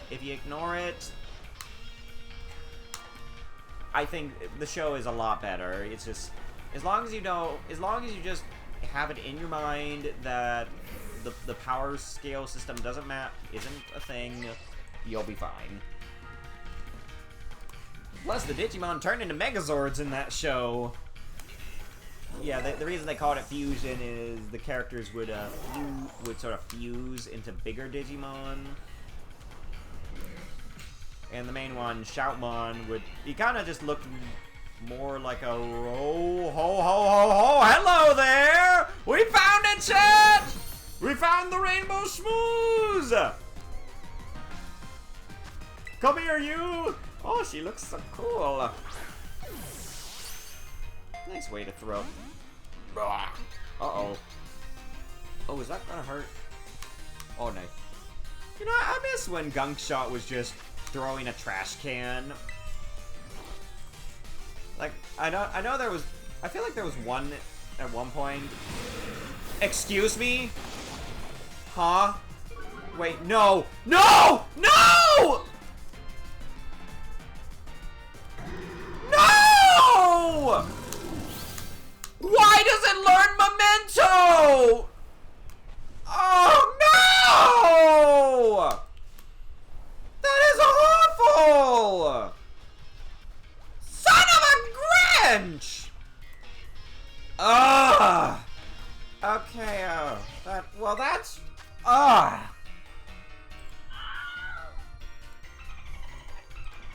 The daggum muck self-deleted! Okay, well... Okay, we are getting a muck... Okay, we are getting one of those mucks by the end of the night. I don't care what... Okay, so the next time we see one, let's agree to use the Master Ball. Oh, son of a Grinch! And an ad! Bloody!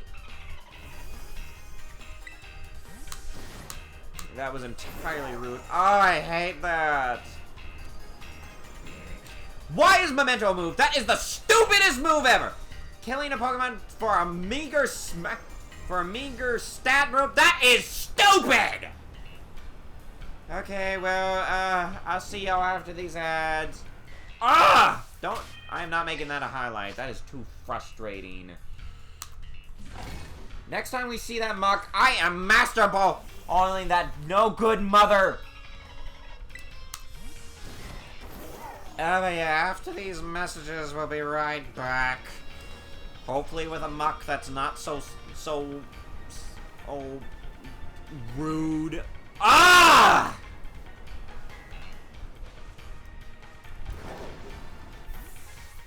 I do not appreciate all these stupid Halloween tracks.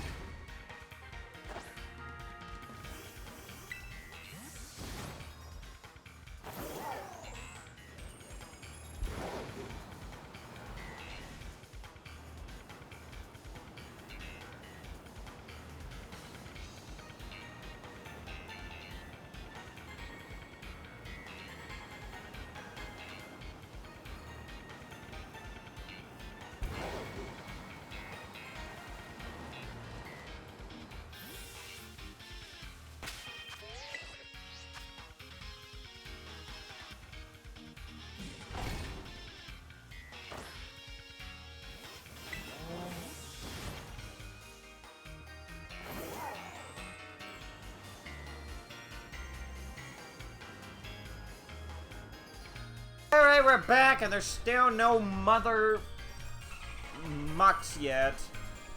That was like, I think that's the second time I've ever failed a shiny. The first one being a shiny Gigantamax Orbeal, because raids are stupid!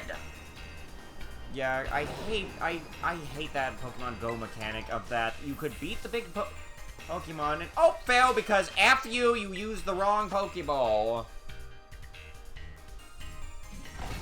Pokemon Go.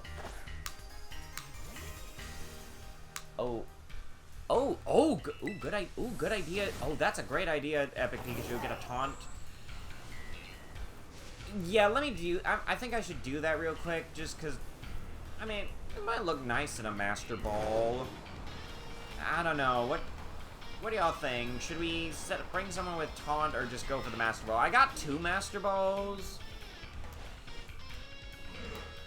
I feel like Muck would look very cool in a Master Ball. What do y'all think? Get a Pokemon with taunt or just Master Ball? Pokemon... Oh, he's trolling today. Yeah, I mean, it is right for Halloween. I guess they leaning into the trick part. Okay, do we even need a picnic? Because it seems like there's a lot more muck spawning than I originally thought. How long is left on the sandwich? Okay, we should be good. Granted, I kind of want to make sure the one I get is on the beach, but... Ugh! Maybe I should make that a highlight, but... Goodness! Memento... Oh, Muck. What the actual... Use on just any Pokemon? Yeah, I think you're right. Okay, Question is, do we even have anyone who can use Taunt? I'm sure we do, I just... Oh, it froze? Oh, sorry, try refreshing. It looks fine on my name. Wait, how do I change moves?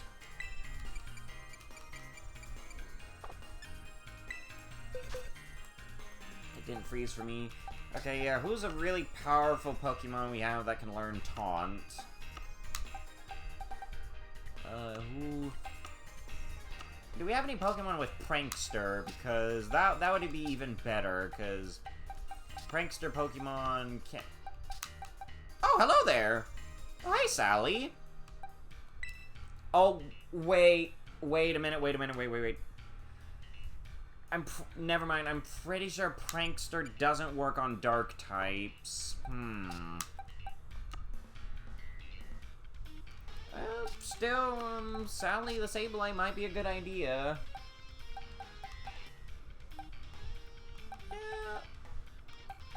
Can Sableye learn False Swipe? Well, what do y'all think, chat? Let's see, surely you can learn Taunt. No? Why can Sableye not learn Taunt? Why wouldn't it? Cause, oh, and in case y'all are wondering, wait, what does Quash do? Oh yeah, I remember. So, I believe they nerfed, at some point they nerfed the Prankster ability. They made it so it can't... Yeah, they basically made it so it can't... It won't work on Dark types. Oh, Taunt is a TM? Okay, let me see. Let me see if we have Taunt. We should have a Taunt TM. I'm not sure why we wouldn't. But no, I don't. Yeah, we can teach it to Sally real quick.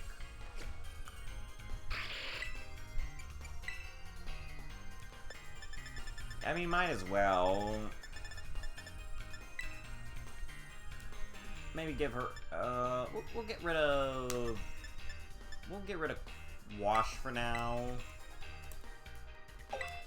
Alright, that should do the trick. So could we swap into the snail? We could probably swap into the snail afterwards, right? No, wait, actually, no, wait, we could just do actually, no, it'd be better to do Frosty because, False Swipe. Why can't I remember where I store the legendaries? Alright, okay, yeah, Sally from my Sun team, that should do the trick. But yeah, thanks for the idea, Epic Pikachu.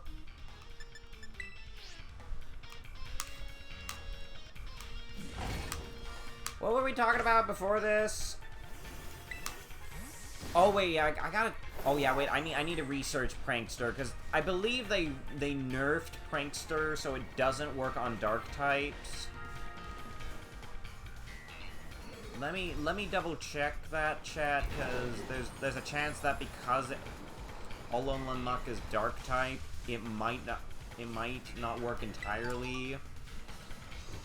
Granted, it probably wouldn't use Memento at the very beginning, right? Right?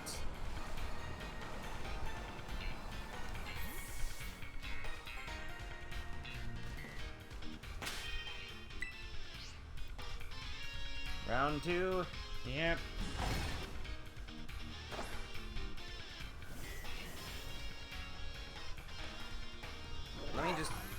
Let me check how the ability works. We are not stopping until we find that... lousy muck. Maybe I could just headcanon it is the same muck from earlier, just melted itself. Okay. Okay,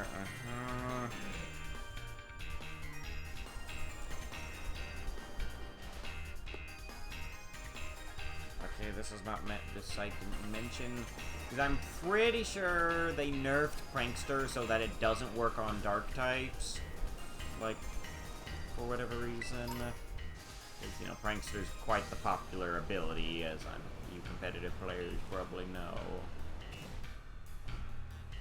But I'm not leaving here until I get an Alolan Muck. And I want to specifically catch one, not just, like, find a Grimer and evolve it. Happened to me with the Matcha. Oh, dang. Could also use Torment to block it from using the move twice. I don't think that will help, because if it uses it once, it kills itself. And again, that's the main issue, is we need to catch it before it kills itself, and if it uses Memento once, then, well, it's gone. But yeah, I'm not ending the stream until we find a shiny muck. I will not... I am stubborn, and I will not be robbed of my sparkly oil spill.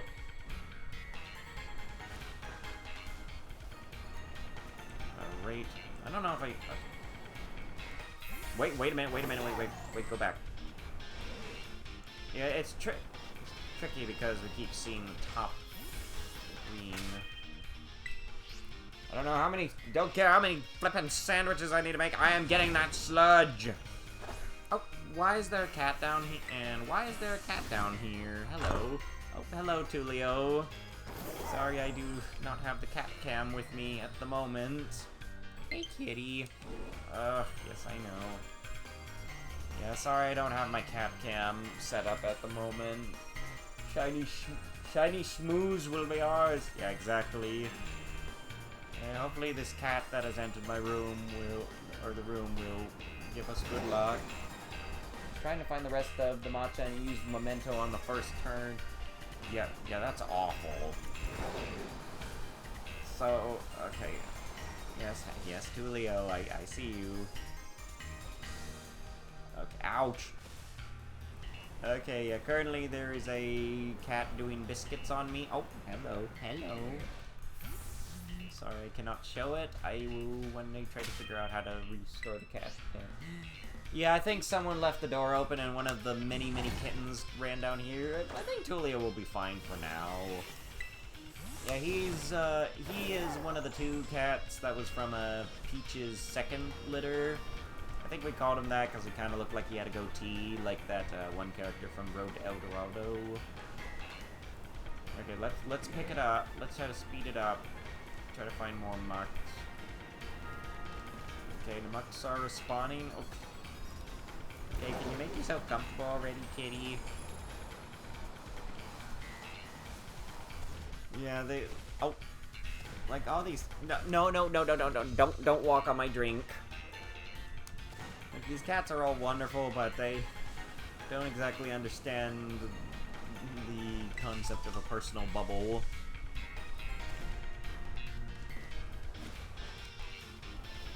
So yeah, we might be pulling a bit of an all-nighter tonight, chat. Because I am not stopping until we find that mock. I wonder if I should change the stream title. Your cat is sleeping on your arm. Oh, how cute, ever Pikachu. I love these kitties. Okay. Oh yeah, I was researching if we can even use taunt on it with Prankster.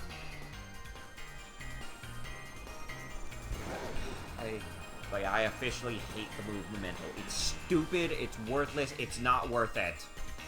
I mean, can't you just... I feel like Parting Shot is a better move. It does the same thing, and it doesn't kill the Pokemon.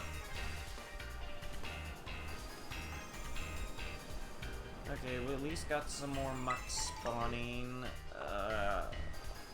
Hope. But yeah, better... Yeah, better not go for the quick ball. Better just assume it's gonna do something nasty as soon as possible. Okay, where's my research? Try not to get distracted by Tulio. Let's see. Oh, did you just sneeze? Oh, and now he's walking around the Lego Mario display. Where are you, shiny mock? Come on. Uh-oh.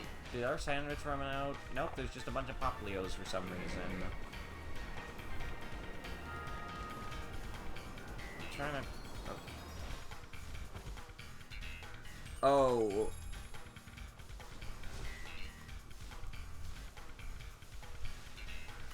Okay, rats. Okay.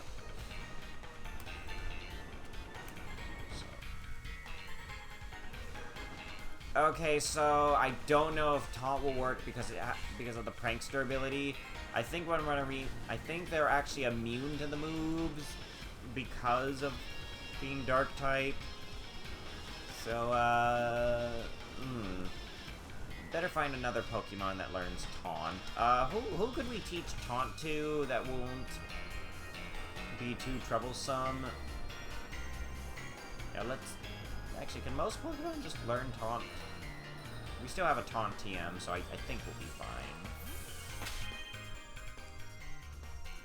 Come out, you... Yeah, okay. There, so yeah, let me change it up. We need a fast Pokemon, so, how about... Actually, can this Latios learn taunt? Let's see, I feel like it can. Like, can Latios learn the taunt? I don't think so. Nope. I got a Darkrai, but I don't know if he's fast enough. We really need a Pokemon that's fast, so... Oh, why did I leave Garnet there? Okay, do we have any... Oh, actually, why don't we use let's use yeah, let's use Zori. He's a ghost. Surely he can learn taunt. PM don't break in ZA. Oh, that's awesome. So stupid that they made that a thing, because it just... I get what they're trying to do, but it just makes the game more repetitive. Don't tell me that was our only taunt TM. Wait, did I just pass it? Oh no. Okay, we're good. We're fine. Okay, we'll let Zori handle this. There we go. Let me just put Sally back. I really need to put her and the rest of my Sun team back on Shield. That's where they really thrived.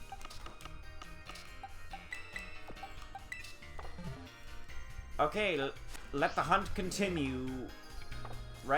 right after we make another sandwich.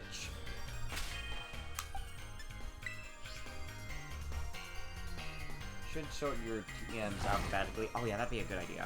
I'll try to do that later. Yeah, I don't know if I'm not sure if we'll go for that shiny Flygon tonight, just because I don't know how long this is gonna take. But we are definitely not ending, we are not stopping until we find that muck. It's bitter and salty, because that's how I feel.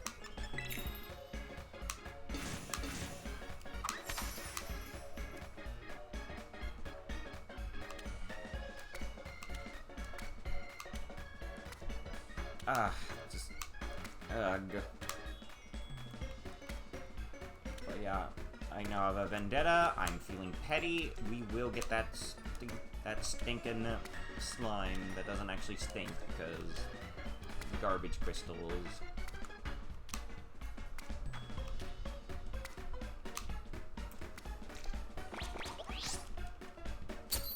So, yep, exactly, Epic Pikachu. Alright, let's hurry this up.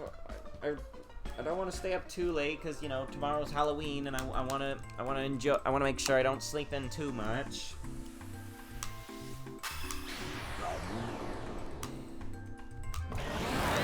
Alright, oh, hey Tulio, he's crawling over me again. Hey kitty.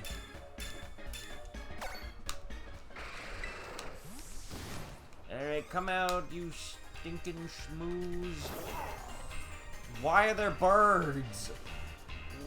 Wait. Why are there normal types? I did the sandwich right, didn't I? Okay, yeah, just random coincidence. Sandwich, get! Alright, make yourself comfy, kitty. Ow, stop stuffing on my belly. What are these doing here? Okay, I'm starting to I think there might be something wrong with the sandwich because wait. Sparkly. Ah! Okay, I made the wrong type of sandwich. I did not make one that increased encounters. Ah!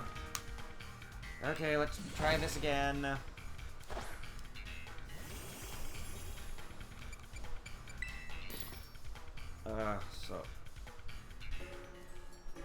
Okay, so... Oh. Okay, we have just enough. Okay, what did I do wrong? So I guess sour and bitter kind of cancel each other out. Oh, okay, let me look at my photos. Okay.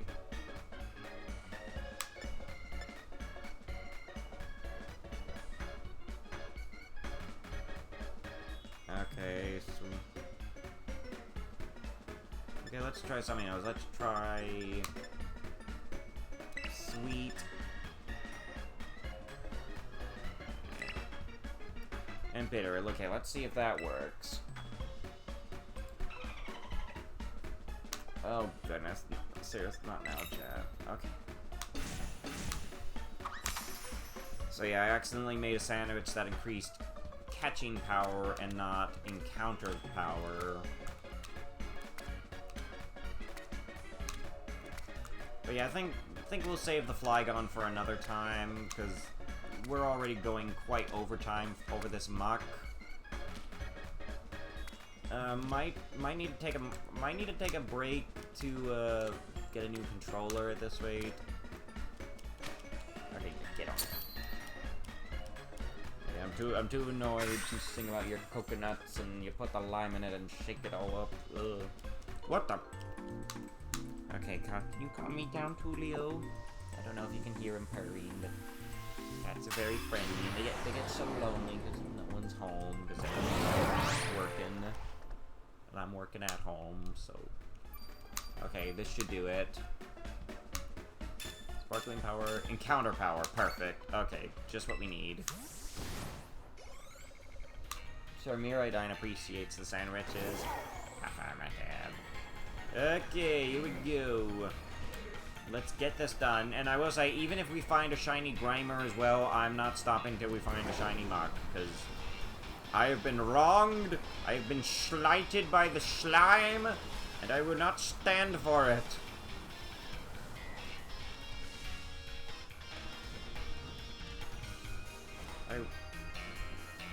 Alright, let's keep on looking. Yeah, I might need to even stay up past my bedtime at this rate. No, I don't think. No, we don't need to blacklist Mach.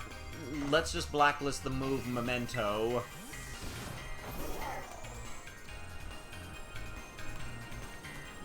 Come on.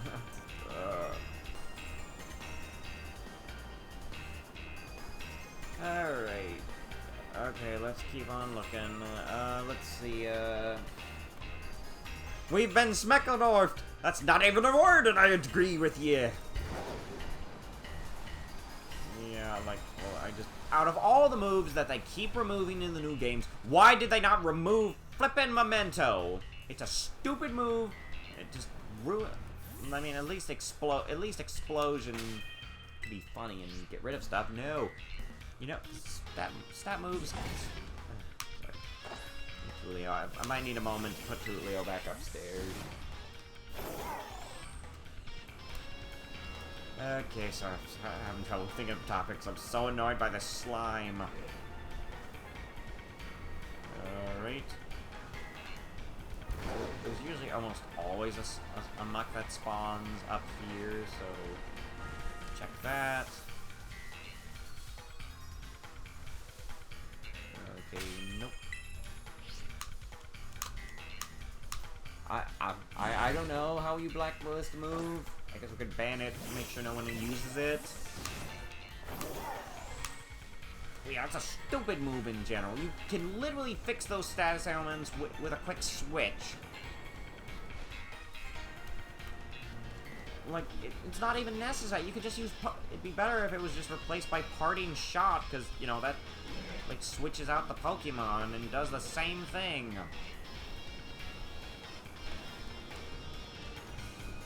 Like, I feel like Splash is a better move than Memento, because it doesn't flippin' kill your shinies.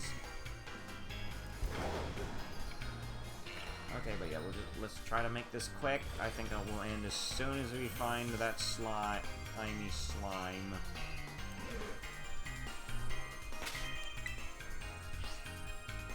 Get over here, shiny smooths! Yeah, you shiny scum smooths.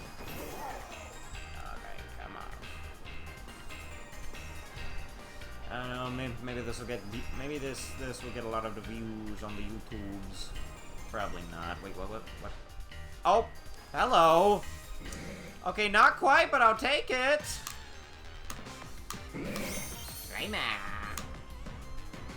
Okay, yeah, I'm not taking the risk. Okay, we found a shiny Grimer at least. Not the same, but I'll take it. I'm still going to try to catch a shiny Mach. I don't care how long it takes. You can also negate Memento with Haze. Ah, good to know, good to know. Okay, not quite, but definitely a welcome appearance. Curse you, slime. Now catch this slime. Okay, that's not a total loss, but it's not good enough for me. I'm going until we find a shiny Mach. You know, that's neat, you know. It looks pretty good.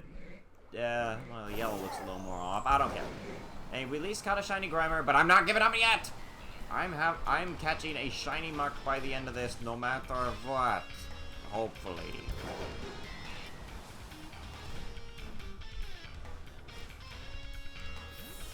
I desire more schmooze. Even had a pretty, you know, the schmooze even had a pretty good song. Schmooze is a little creepy just because it's kind of like its faces are like constantly morphing and reforming, but I kind of like it. But I still like it. Okay, let's pick up the pace, Chad. We need to find the extra large slime. before the sandwich expires. What was that? Nope. More mucks. Okay, good. Shiny muck fine. Well, not quite shiny muck. It's a shiny grimer, but it's close. The stat drops, I mean, it makes the move pointless. Oh, okay, yeah. Yeah, definitely. But yeah, we need to kick it. We need to channel our inner Yu-Gi-Oh! 5Ds and shift into overdrive. It's time to rev it up with card games on motorcycles! Sorry, Julio. I might need to tone down the shouting so I don't scare the kitty. Alright, come here. Where are you? Where are you, you slippery, sneaky, slimy? I can't reach the sensor button because there's a cap on me. I will acquire the slime. Not that one.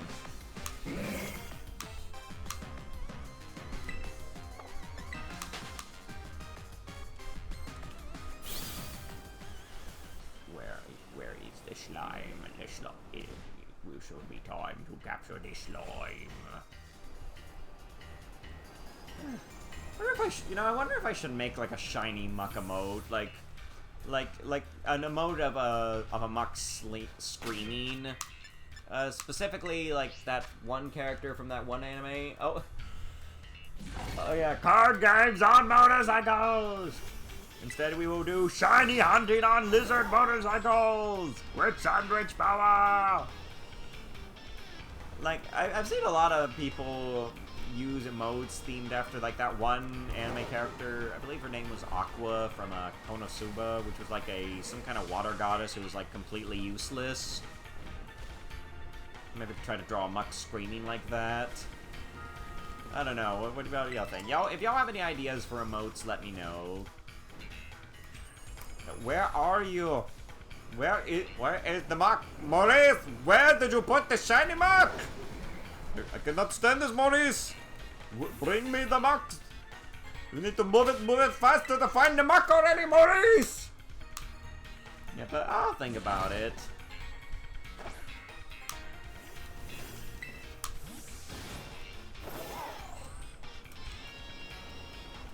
Maurice, where is the muck? You have the sandwich right, Maurice? I'm so angry I've become a Madagascar Lemur King! I need to move it and find the muck!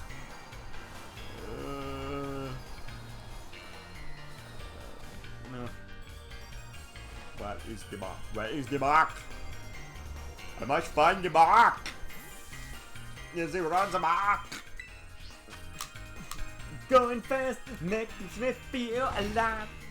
Oh yeah, I love the 5D's theme song. Honestly, I can't decide if I like GX or 5D's theme song more. They're both so awesome. Muck. Actually, I should probably not say that word too much. It might sound like something else. Even if this even that memento move is a load of muck. Oh, I just want this to be over with. I've been cheated, speckledorfed, snobbed in the snoozer by self-deleting purple slime. The inhumanity.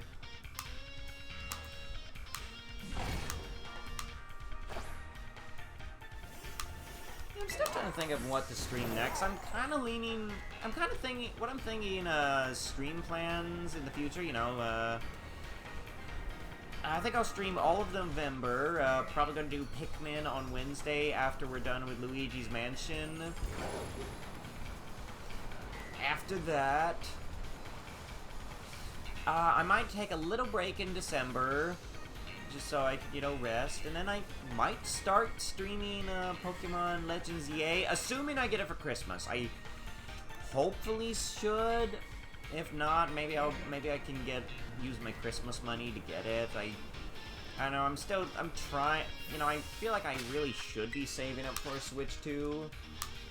My heart beats in hyperdrive. Oh, yeah. You know what? Say, you know, they did make quite a few. I know there's a couple of 5Ds Yu-Gi-Oh! Video games. I know there's one where you, like, race. Wait a minute. Okay. There's, like, one where you race where you race on D wheels and duel at the same time. Like, what if that might be worth streaming? I need to figure out how to set up Wii games on here. I mean, I could probably just do it through the Wii U. No, where is that Mac?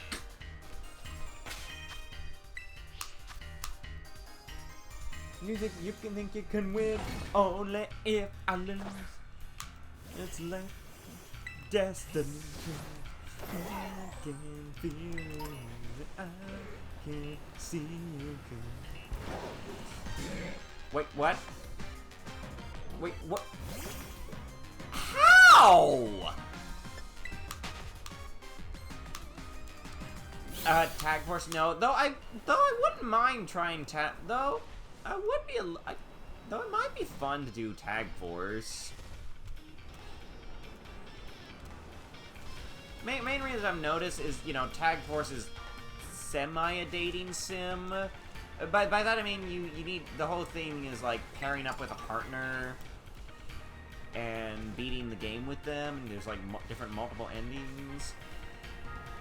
So I'm not sure how I would want to do that, Chad. Would I just like have y'all pick a character for me to partner with? I've heard great things about Tag Force, and you know, if they ever make a collection, I would definitely want to get it. Though, yeah, tell me, if y'all ever played Tag Force, who would y'all pair? Who would your tag partner be? I mean, your choices are characters from GX and then later 5Ds. Part of me would probably try to pair with Alexis, even though I don't know if my style of deck would really fit with hers that well. Her whole thing is like machine angels, very powerful and good ritual monsters. We're singing the opening. Yeah, I noticed. It was cool. Yeah, y'all were doing good. Awesome. That would be more awesome if that flippin' Mach would show up already. Yeah, if it does get too late. Wait, was that? Oh, that better not have been it.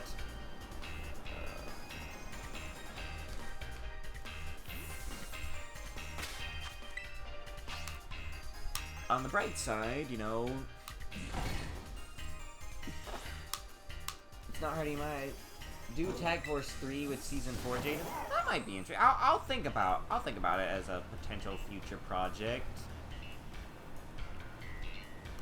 Not sure what kind of deck I would be. I'd probably try to play a VWXYZ deck with a bit of Cyber Dragons.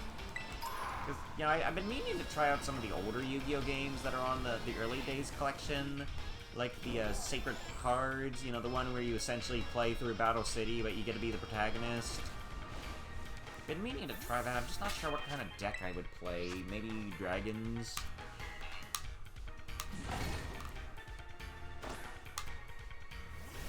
Alright, please, Buck, show up before my controller runs out of battery and I have to go get my other one, which will slightly delay things and waste precious sandwich time. Ah!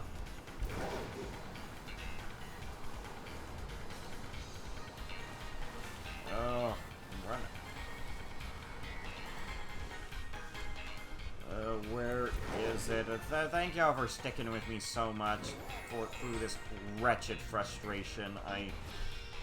Oof. Where is it? Okay, you know what? If we fail again, I could probably just... You go gatai! Yeah, exactly. I love me some combining robots. Even if trying to get them really hurts my wallet. There was actually 8 different opening themes for 5Ds, and then there was a public vote. Hyperdrive won overwhelmingly. Yep. Oh, hello! Oh, hey there! Oh, we got a new person in chat. We got, Pickleburger. Nice to see you. Welcome to my stream. We are doing some shiny hunting. So to fill you in, basically, earlier we found a shiny Alolan Muck. However, the jerk decided to use Memento and kill itself. So now I am very angrily trying to find another Alolan Muck shiny, and it's not going very well. We found a shiny Alolan Grimer, but I'm looking for the Muck, which is like all purple with the rainbow colors. And yeah, but welcome to my stream. I'm Blue Sharky 38. I sometimes stream Pokemon on Thursdays for shiny hunts. I'm kind of new to Pokemon. I don't know any of them. Oh, really? Ain't that a surprise? Well, to fill you in, well, we are looking for what is called a shiny Pokemon. So, basically, a shiny Pokemon looks like a regular Pokemon. Excuse, bless you, my kitty was sneezing. So, a shiny Pokemon looks like a regular Pokemon, except it's a different color. For example, a shiny Charizard is black with red wings. I'll stick around and I'll show you. Yeah, it's self-delete. First game. Oh, playing Fire Red. Oh, nice. Ooh, great choice. Yeah, Leaf Green and Fire Red are great games to start with. My first one was Emerald. Would highly recommend you try that as well. But yeah, you can tell if you find a shiny Pokemon. Well, at least in your game, it will, for one thing, it will be a different color, and it will also have a little sparkly effect. And shiny Pokemon are very rare. Like, I believe there is a 1 in 4,900 something chance of finding one. In Violet, you can make sandwiches that increase the chances. So it's like a variant. Yeah, basically. Yeah, they are very rare. They don't really do anything different gameplay-wise. But they're quite awesome. But yeah, just to give you, just let you know what we're looking for. That Alolan Muck, which looks different from the Mucks you'll probably encounter. So yeah, this colorful guy over here. The shiny version, the green parts will be purple instead of green. Oh, okay, I get it. No stat change? Yeah, no. Yeah, it's purely cosmetic, but very fun. And, you know, since I have pretty much caught them all, shiny hunting's what I like doing. But yeah, we had one earlier, but then the jerk decided to use Memento, which knocked itself out, and yeah. But yeah, so it's like collector perfectionist theme. Yeah, pretty much. I mean, you don't have to do it. I mostly just do it for fun, because unlike most games, it's actually kind of fun to hunt for shiny Pokemon on these games, on Violet. Yeah, you can shiny hunt in pretty much any game after Gen 2. It's easier in the newer games. And I'm running low on battery. But yeah, good luck with whatever you're doing on Fire Red. If you have any questions or need any help, let us know. It's pretty rare to see a new Pokemon fan just because of how big Pokemon is. But yeah. Yeah, but if you need any advice or tips, let me know. Yeah, I think I believe you can actually find these Grimers in your game, but they're going to be pure purple and not dark types. Yeah, that was something they kind of did later on around Gen 7, the regional forms, which is where certain Pokemon, when they live in certain areas, look different and get different types and stuff. Oh, you're in Oh, you just started in Viridian City? Ah, nice. Yeah, you're still pretty early. Yeah, Viridian City's gym is a little weird. And by that I mean it's actually the last gym you do. You can't do it until you beat all the others, so, yeah, if you can't get into the gym, don't worry about it. That's just part of the game. What started it? Tell me, what started did you choose? You know, there's really no wrong choices. The first gens, the Kanto starters are all amazing. I believe when I did Leaf Green, I did Bulbasaur, mostly because I got the game used, and that's what someone already picked. Oh, what's that? Oh, my... yeah, I see. Would you mind not swearing? Yeah, the music is pretty great. But yeah, if you don't mind, maybe don't swear. If you don't mind. Oh, but you picked Squirtle? Oh yeah, great choice. I love Squirtle. Definitely one of my favorites. When when the old games were... Okay, sorry. Yeah, don't worry about it. I understand. But yeah, thank you for your consideration.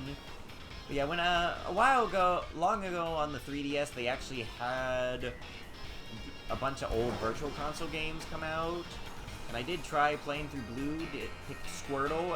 Love Squirtle. Yeah, Squirtle will do great. He'll help you a ton in the first gym.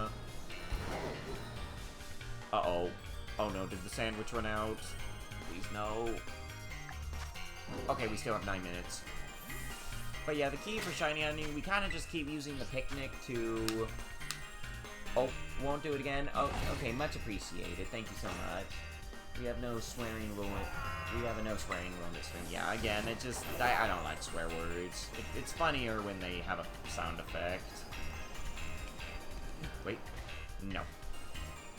The original full odds in Shiny is 1 out of 8,192. In this game, it's 1 out of 4,096.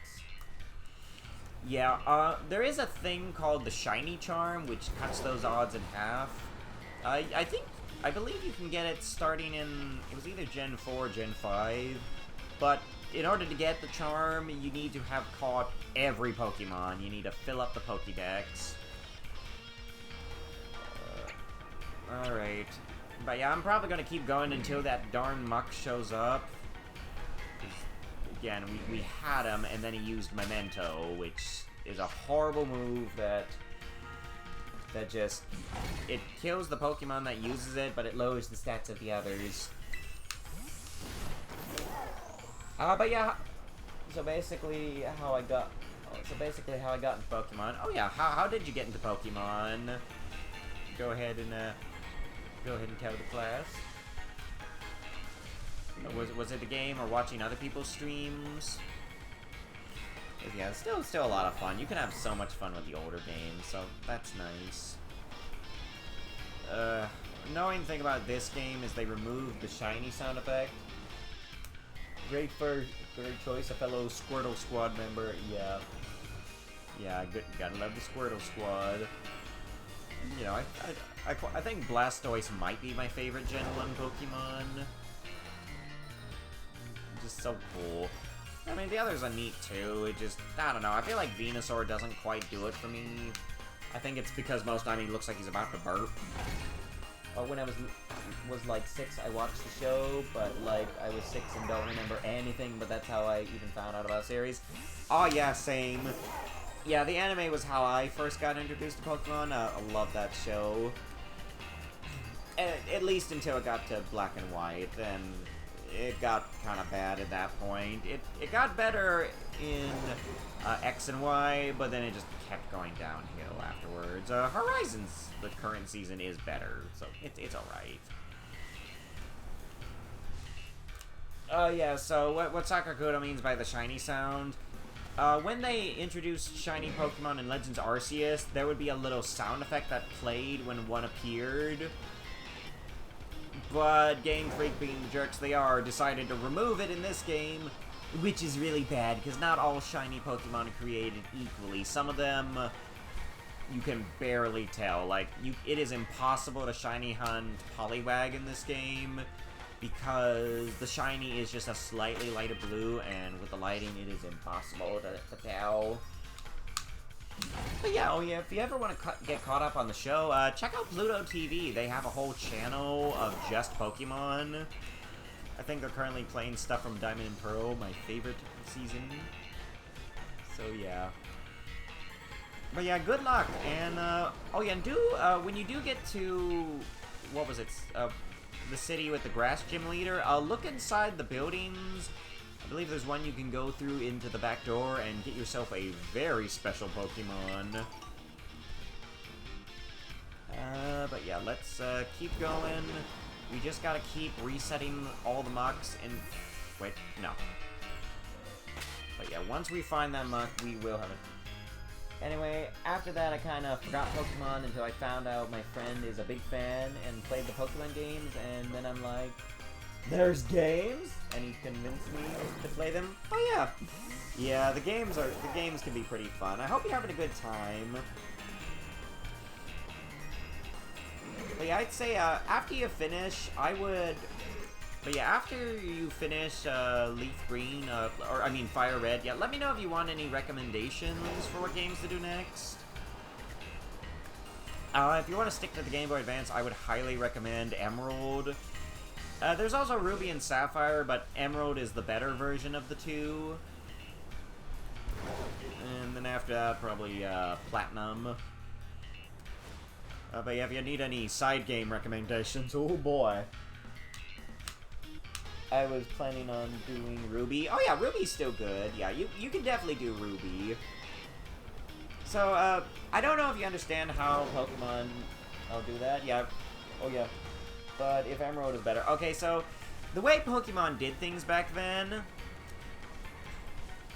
is they would do the ZA. Oh yeah, ZA is the most recent game.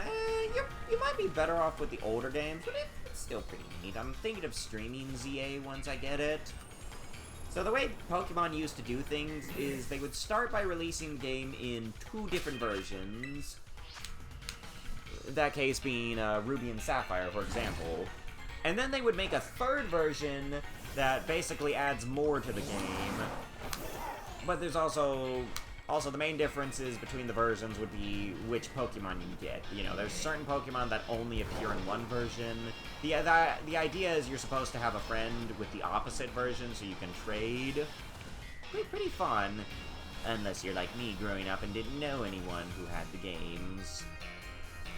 Oh, dang it, ad break. I'm gonna snooze it for now. Just so I can read the chat. That, and they were mad that people were cheating shiny odds and had to set up automatic... Oh yeah, basically people were setting up scripts to shiny hunt the games for them. But yeah, it's, So, the main difference between Ruby, Sapphire, and Emerald is, for one thing, which legendary. Now, you'll see this later, but essentially, whatever legendary is on the box is what you'll get. Like, if you play Ruby, you'll get to catch Groudon, and if you do Sapphire, you can catch Kyogre. You can get them both in Emerald, but you have to wait till after you beat the game. The plan was clearly money. Classic Nintendo, lol. Yeah, absolutely. It's, probably one of the only game series that can still get away with it. Granted, that time is... But, so, another main difference is which evil team you fight. So, you'll probably see Team Rocket pretty soon in your game. You know, they're the big Pokemon Mafia, evil villains. But, they usually have a different team in other games. In the Hoenn games, you'll fight either Team Aqua or Team Magma, which is they are a group of eco-terrorists. Team Magma wants to create more land. Team Aqua wants to create more sea. We all love Rocket, I mean... Come on, yeah, Team Rocket is still awesome, especially the trio from the anime. Yeah, Team Rocket is definitely some of the more effective villains, because, you know, they're straight up evil. Simple, but very effective, and, I mean, their boss, oh boy, he don't quit. Where are you, shiny? Yeah, this is getting ridiculous. We might have to make a second sandwich. Are you serious? Okay, so we managed to find another shiny Grimer instead. I mean, I won't say no.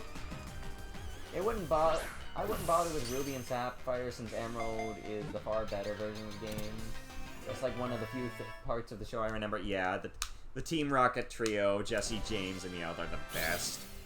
Well, you got to see a shiny Pokemon. Yeah, here's the Alolan shiny Grimer.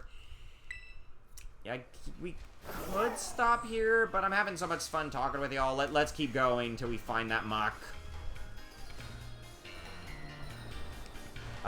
There will be ad breaks in a bit. Don't go anywhere, chat. Yeah, anything other than the muck. Team Plasma is the darkest evil thing. Oh yeah, they're pretty messed up. Yeah, somehow we managed to find a second shiny Grimer before a dang muck. Oh well. But yeah, the main difference is, if you do Ruby, you'll fight Team Magma. If you do Sapphire, you'll fight Team Aqua. But if you do Emerald, you'll have to fight both of them. Oh no, did the sandwich run out? The sandwich ran out. Okay, you know what? We got, it is getting late, but we got a new friend to talk to. Let's keep going just a little longer. Okay, one more try. One more try. This time I'll make a poison sandwich.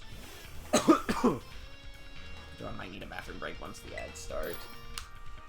Yeah, but in Emerald, you'll be able to fight, you'll be fighting both of them. And there'll also be some slight differences, like which champion you'll fight. Another notable thing about Emerald is the post-game, specifically the Battle Frontier. So in the Battle Frontier is a special, extra challenging area where you'll play the game with specific rules. Oh, we are so low. Spicy and sweet. Okay, one more try. One more try. Also, if you get a 3DS Omega Ruby, oh, okay. I don't even know what a Grimer is, but I imagine you're in, like, Detroit and you're in one of those, like, the trashy parts of Detroit, and among all the trash, you see a little blue piece of garbage, shiny garbage. Yeah, pretty much. Oh yeah, Omega Ruby and Alpha Sapphire are the remakes. They're pretty good, but I would still recommend the original games, too. They got a lot of awesome charm. But yeah, the way the Battle Frontier works is, it's like a new set of sorta gym leaders. Basically, you have to win a bunch of battles to fight these super bosses. And yeah, they're pretty challenging. I'm gonna stream it one day, but there's like different facilities with certain rule sets. Yeah, they're the remakes. Like the Battle Factory, you can't use your own Pokemon, you have to use rental Pokemon. Or there's the Battle Pyramid, where you have to navigate through a pyramid without getting knocked out. Same with the Battle Pike. Or the Battle Dome, where you essentially participate in a tournament. It's really fun, but yeah, I would highly recommend Emerald. But yeah, we'll talk more after the ad break. Don't go anywhere. We are going to find that shiny muck no matter what. So yeah, do stay tuned. Feel free to follow. And after these messages, we'll be right back.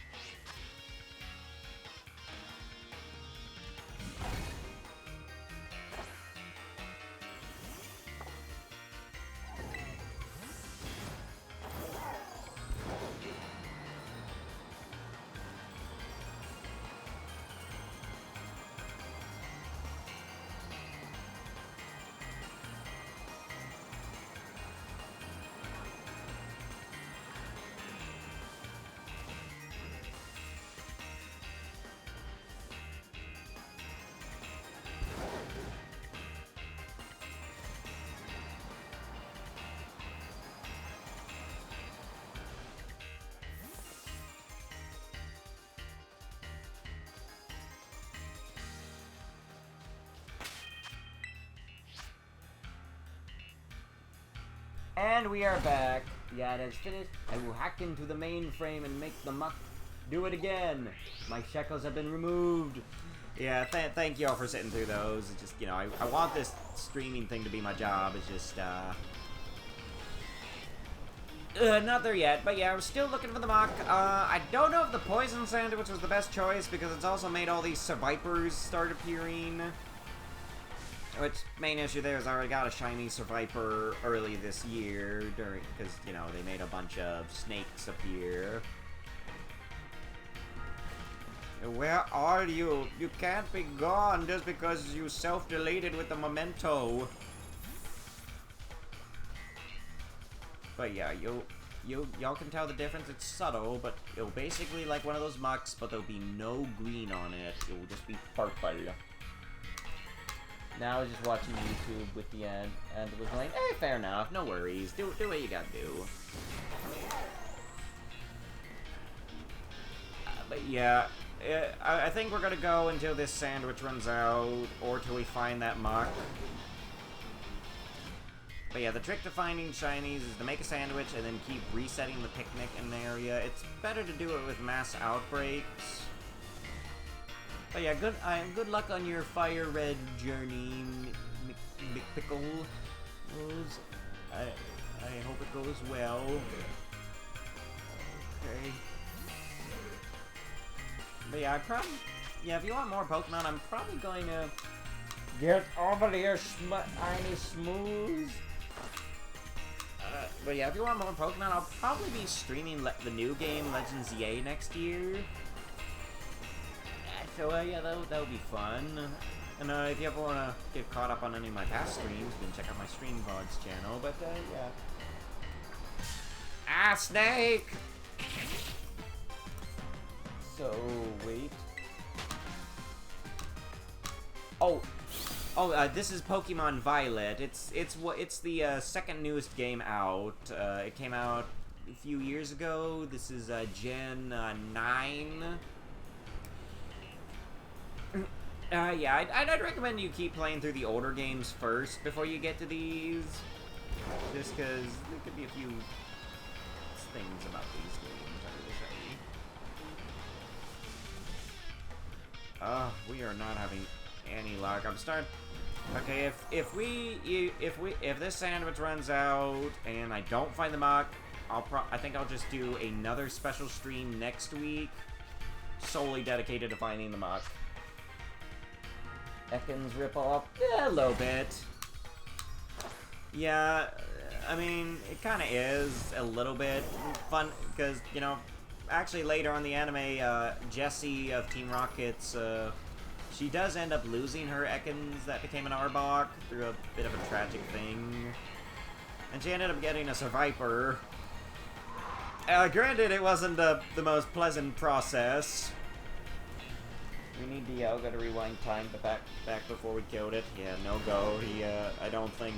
Sadly, Dialga has no dominance over Paldea.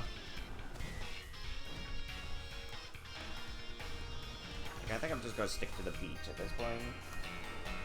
Wait, you just realized? Oh, what did you realize? Ekans is snake spelled backwards. Yeah, exactly. Yeah, that's the joke. Yeah, and funny, when it evolves into Arbok, Arbok is Cobra spelled backwards. Yeah, I get it. Yeah. Well, I don't blame you for not noticing. You're still pretty new. But yeah, I hope you have a great time. Oh, and I will say, if you do want a really, really good spin-off Pokemon series, I would highly recommend the Mystery Dungeon games, especially the first two. It's a game where you actually become a Pokemon in a world of talking Pokemon and all sorts of stuff. And the stories, I tell you, they are very intense and amazing. But yeah, you should be playing this player. Oh yes. So yeah. Also next year I'm hoping to stream the Mega Man Star Force games when that collection comes out. I know Sakurakudo's very excited about that, so stay tuned.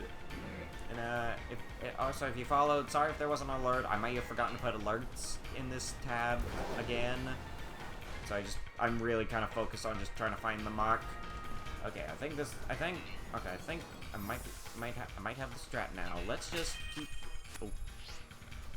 Yeah, let's just keep setting up a picnic around here. But yeah, if you have any, if there's any particular Pokemon you're looking for in your game, let me know. I probably know how to find them. Yeah, it's just extra annoying because, you know, we found it before, then it mementoed, and it's, so frustrating. Oh, I hope this doesn't ruin my opinion on Alolan Mach, because I really like this Pokemon. It's so colorful and creative, and would my cat please stop putting the biscuits on me? Childhood memories of Star Force? Yeah, quite amazing. I've also noticed, Fire Red is really similar to Earthbound or Deltarune or any other game like that. I've never played Earthbound, but my mom never let me get it for some reason. But I'll mention it. Oh yeah, yeah, they're pretty similar, you know, being Japanese RPGs. Although I'm never playing Earthbound, I am too scared of that game. Well, not so much the game itself, more as in the final boss. And big word, do not look up the final boss. The final boss will literally give you nightmares just looking at it. I would recommend Pokemon Mystery Dungeon Retribution DX if you have a Switch. Lots of quality of life improvements. You'll play Earthbound soon? Well, good luck! I will say, from what I've heard, Earthbound is a really good game. It's, yeah, I've heard lots of great stuff about it. It's a little weird and quirky. It definitely inspired a lot of stuff in, Undertale / Deltarune. But, oh, heaven help you when you get to that final boss. Because, oof. I don't want to spoil too much, but I don't think there may not be a more disturbing, terrifying, horrific thing than what's at the end of Earthbound. It's sort of one of them Lovecraftian Eldritch abominations. You know, sort of intangible monsters that you can't understand, and just looking at them will like drive you insane. Yeah, that thing at the end of Earthbound is a very literal example about that. It's a children's game. Can't be that bad, right? Yeah, it's for kids.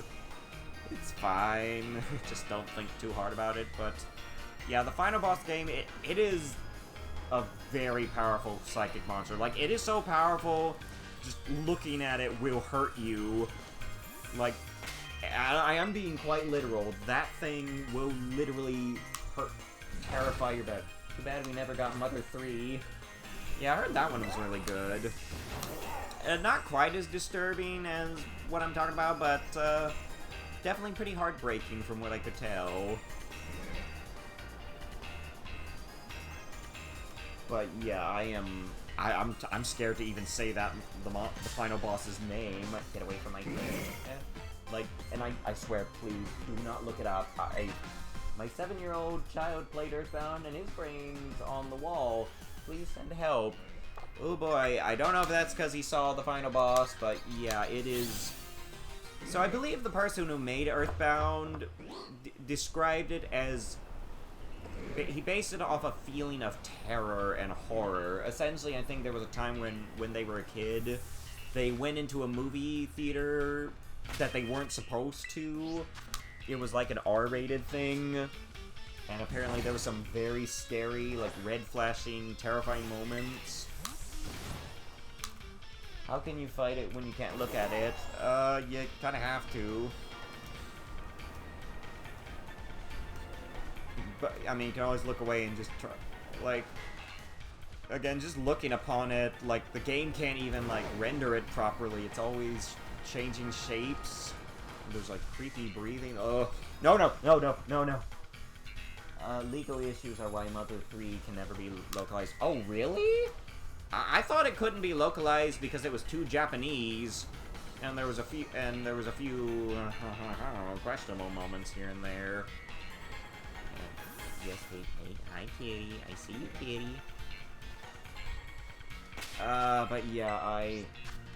But yeah, if you do play Earthbound, tell me how the final boss goes, and if you are scarred for life, because, oh yikes, I've definitely been kept awake at night, and I didn't even play the game, it is the most literal example of a Eldritch abomination living up to what Eldritch abominations, which are, you know, creatures from an outer world that are like, yeah, generally it's not that bad now that I'm looking at it. Yeah, because it's not moving. Yeah, yeah, probably because you're looking at a still image. If you're looking at what I think. I don't know.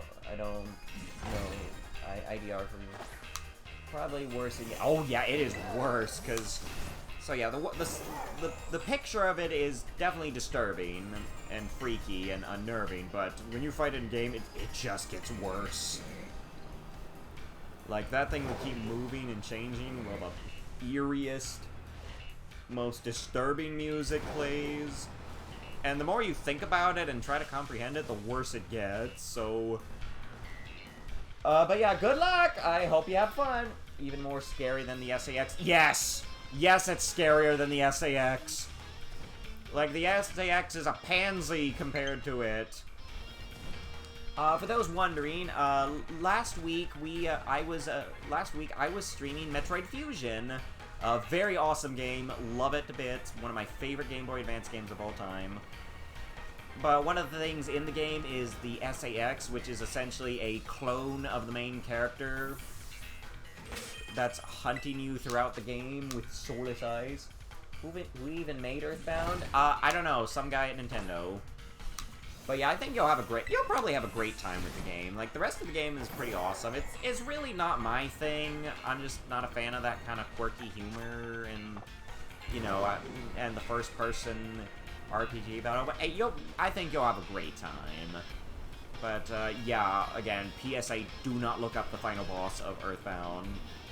Obviously for spoiler reasons, but it is, yeah, I think it will be an experience that will haunt your heart for all eternity. Again, I'm terrified to even say its name. Plus, you know, don't need to spoil. Let's change the subject. Not a fan of the quirky humor. As someone with 24 hours on Deltarune, I would like to object. Hey, yeah, it's not bad humor. It's just not my thing. Again, I think you'll have a great time with Earthbound. It's definitely a cult classic, and, yeah. You know, I think they also have a Mother 1 on there, which is like an NES, the sort of sequel. I don't know. Most of what I know about those games are from Smash Bros. and just what people say online. But again, you'll have a great time. I forgot the watercolor, and then I killed the watercolor. Oh wait, no, I forgot the water cooler, and then I killed the water cooler. Yeah, sorry, I don't know much about Deltarune. What I mostly know is just some stuff from the internet about some of the characters. I know the game doesn't let you have choice ever. You know, I don't think we're gonna find it at this rate. But if you ever play Heart Gold Silver, beware of the Goldenrod City gym leader. Oh yeah, not the milk tank.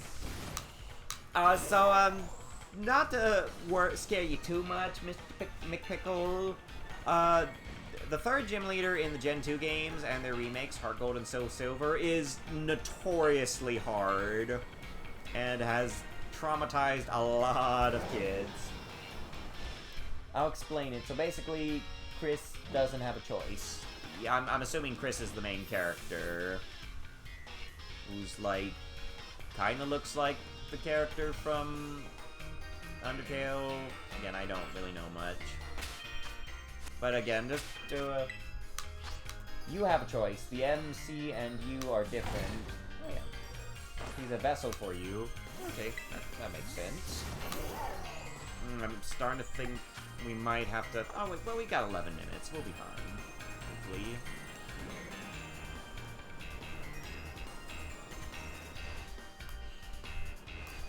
But yeah, to basically explain Milk Tank, it's a pretty tough Pokemon to beat that early on in the game. Specifically because of its 2 moves. You still have childhood PTSD from the fight. So yeah, basically the 2 main issues with Miltank is its move Rollout, which is a very... It's a unique rock-type move. Essentially what Rollout does is once you start using it, you won't stop using it until you miss. And each time Rollout hits, it will do more damage. So it can get powerful pretty fast.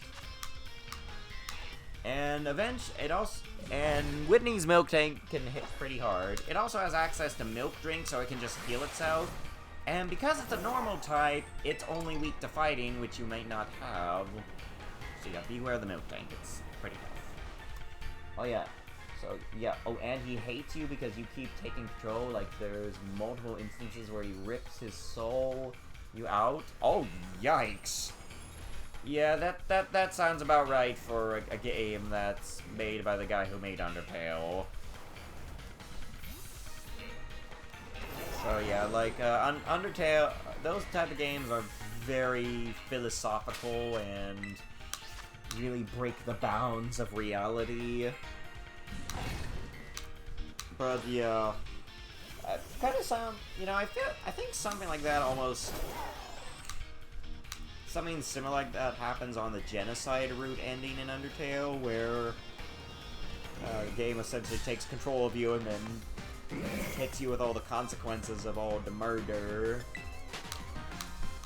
Yeah, that's very interesting. Maybe I should look more into Deltarune, because I keep seeing the characters pop up all over the internet. Like Spamton. I don't know what his deal is. I think he's like some kind of shopkeeper that can also become a very crazy boss. Again, I'm not very knowledgeable there. Beware of Paris in Legends Arceus. Oh yeah.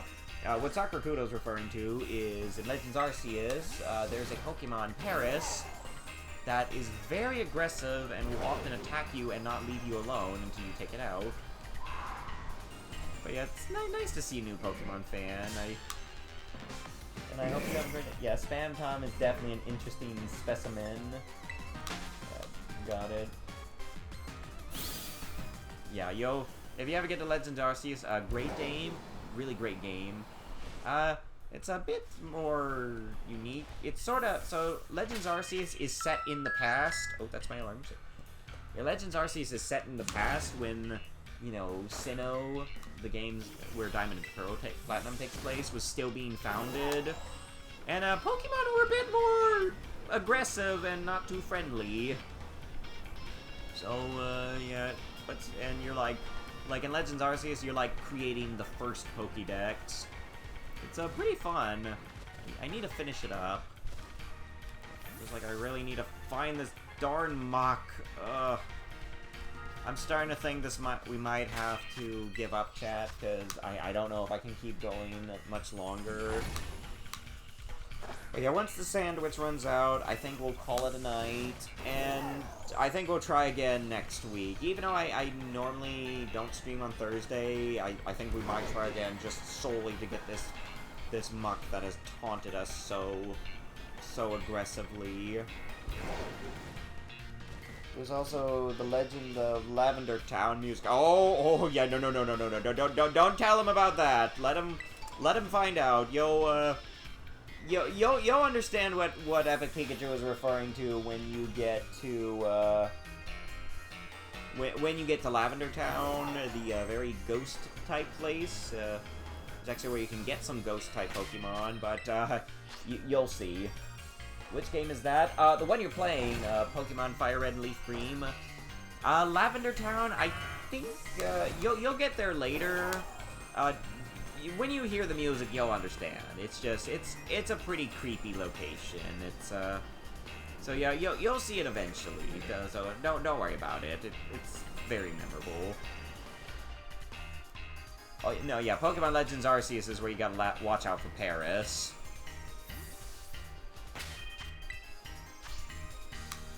probably love it then. Well, yeah. Yeah, I'm sure you'll like it. You can get some very unique Pokemon there. Yeah, I believe you'll get there after the Rock Tunnel, which I think it's after either the 3rd or 4th gym leader. I don't quite remember. It's like I don't remember how a shiny taking this long. Okay, yeah, we're just gonna keep picnicking on the beach as much as we can. There's very disturbing lore behind it. Yeah, you'll find out. I say after you've gotten through the Pokemon Tower in Lavender Town, we'll fill you in. It's but yeah, I hope you have a great time. And yeah, let me know when you oh yeah, after you beat the 7th gym leader, I think you can start looking for the legendary words. Hey, the follow. Thank you so much for following. It's great having you. We love getting new friends. Yeah, I don't know how often I'll be streaming Pokemon, but you know, I'll probably be doing it a lot future next year. I also stream Bug Fables. It's a lot like Paper Mario, really fun game. And I'm currently doing Luigi's Mansion 3 on Wednesday. We'll be probably finishing that up pretty soon. Followed by Pikmin, and then after that, I think on Wednesday I'll start the newest Pokemon game as soon as I get it for Christmas. Should we tell Mamsie Pick about the darkest thing that Team Rocket did? No, don't tell him. Don't spoil. No spoilers. He needs to figure it out. So he'll figure it out on his own. Yeah, let's not deprive him of the joys of experiencing new stuff. But yeah, let's keep on. Yeah, I think at this point, let's just. Yeah, I think it was probably better for us to use the Dark Sandwich because again, it's also attracting all the Sevipers, which are probably you know, messing things up. Again, I already have a shiny Seviper, very cool Pokemon. They rocketed the Pikachu into Ash Trust? Sure, let's go with that. Something like that.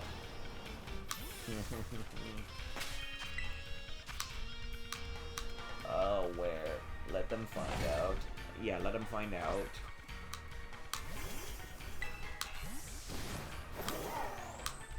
Oh, by the way, something I do want to check. Oh, okay, I'm noticing a little mistake. I mean, he turned into Ash. I don't mean the person. Whoops. Team Rocket in the game. Yeah, I don't know if that's quite right. We'll talk about more later, but something I might want to inform you about. Are you aware of fossil Pokemon? Because, you see, shortly after you get through the first gym, you're going to be, no.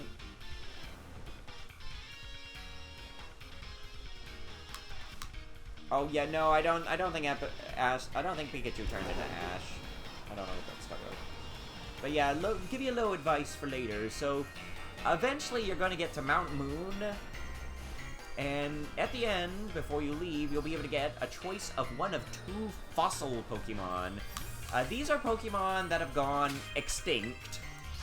Yeah, they're dead. Their entire species are just gone, reduced to rubble. But once you get to the 7th gym, you can actually restore the fossil Pokemon back into a living Pokemon. Now, like the starter Pokemon, you're only going to get a choice of 1. You can either, they're both water rock types. Both are pretty cool.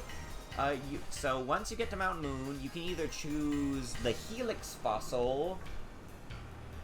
Yeah, I'll tell him that later. Yeah, you can either choose the Helix fossil, which will turn into the squid-like Pokemon Ammonite, or you can choose the Dome fossil which will turn into the crab-like Pokemon Kabuto. Pick the Helix Okay, yeah.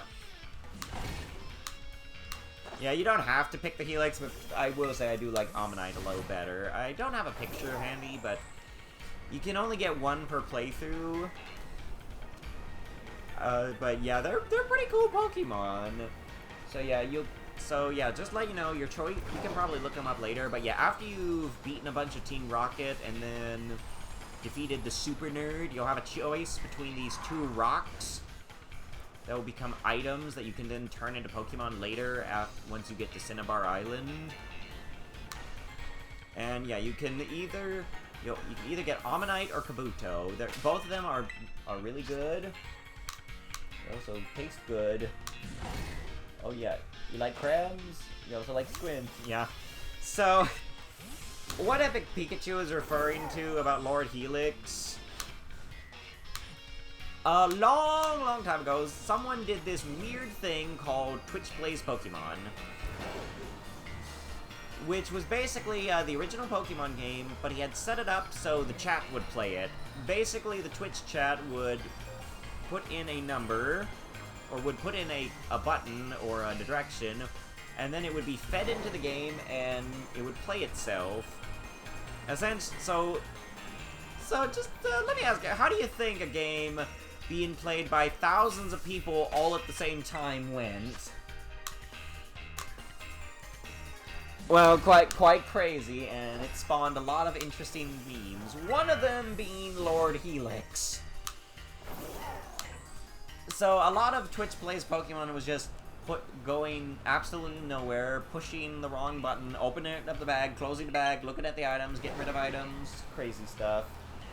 Absolute terribly, especially because it's an RPG. Yeah, it did go very terribly. But it led to a lot of fun stuff. Oh, hello, Chikorita. I didn't know you spawned here. Ah!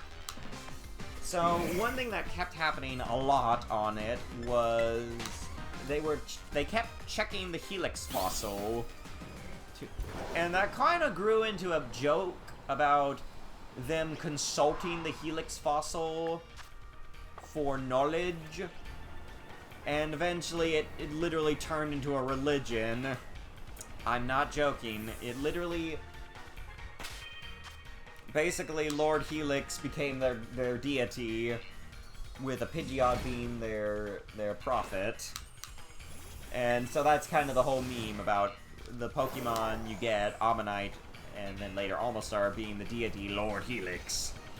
So yeah, that's the whole meme, and it's quite funny. But yeah, you can pick either of them. Also, I believe later you can also go to the museum and grab an extra fossil known as the Old Amber, and if you revive that, you can get a very cool Pokemon known as Aerodactyl. Very awesome rock flux. Twitch Play Pokemon became a cult overnight is crazy. Yeah, Lord Dome is evil. Yeah, they decided to kind of demonize the other one, the Dome fossil, which turns into Kabuto and later Kabutops, which is it's actually based. Now that I think about it, it's actually based off a Trilobite, whereas Ammonite is based off a Nautilus or an Ammonite. It's like a squid wearing a shell. So much memes. Yeah, lots of fun memes. Unfortunately, it looks like we were not able to get our shiny mug. So, tell you what, chat, it is late, but next week we are going to try again. We are going to do another stream on Thursday next week. And, we'll hope it goes then. How many are there? Oh, you mean fossil Pokemon? Oh, lots. They've been doing fossil Pokemon in lots of different games. There's the 3 I just mentioned. And then in Gen 2, or Gen 3, we got the Root Fossil. Oh, just Pokemon? Oh, how many Pokemon there are? Let's see, over 1,000. Yeah, like, there's over 1,000 Pokemon currently. It's, yeah. I think it's like 1,020, yeah. Okay, I don't appreciate the word, but I'll let it slide that time. Yeah, I'll let it slide that time. Fair enough. But yeah, I actually do have all Pokemon, more or less. You get a reward for doing it, but... yeah, at least we got some shiny Grimers. You know, it's not as good as getting the shiny Mach, but close enough. So so yeah, we'll try again next week to get that Mach. Oh, yeah. Oh, yeah, and I'll quickly bring up the Galar fossils, because they're kind of silly. So the Gala fossils are broken. Those are in Sword and Shield, by the way. Oh, there's also a Pokemon Shiny means, and Ammonite is I started a cult. Yeah. So the way the fossils in Sword and Shield work is they're kind of broken, and the crazy scientist that revives them, what was it, Mistake? She put them together wrong and made some horrible abominations, like Dracovish, which is essentially a T-Rex tail with a fish head stuck on it, as in stuck on the end, or one of them that's like a T-Rex with a tiny raptor. It's very silly.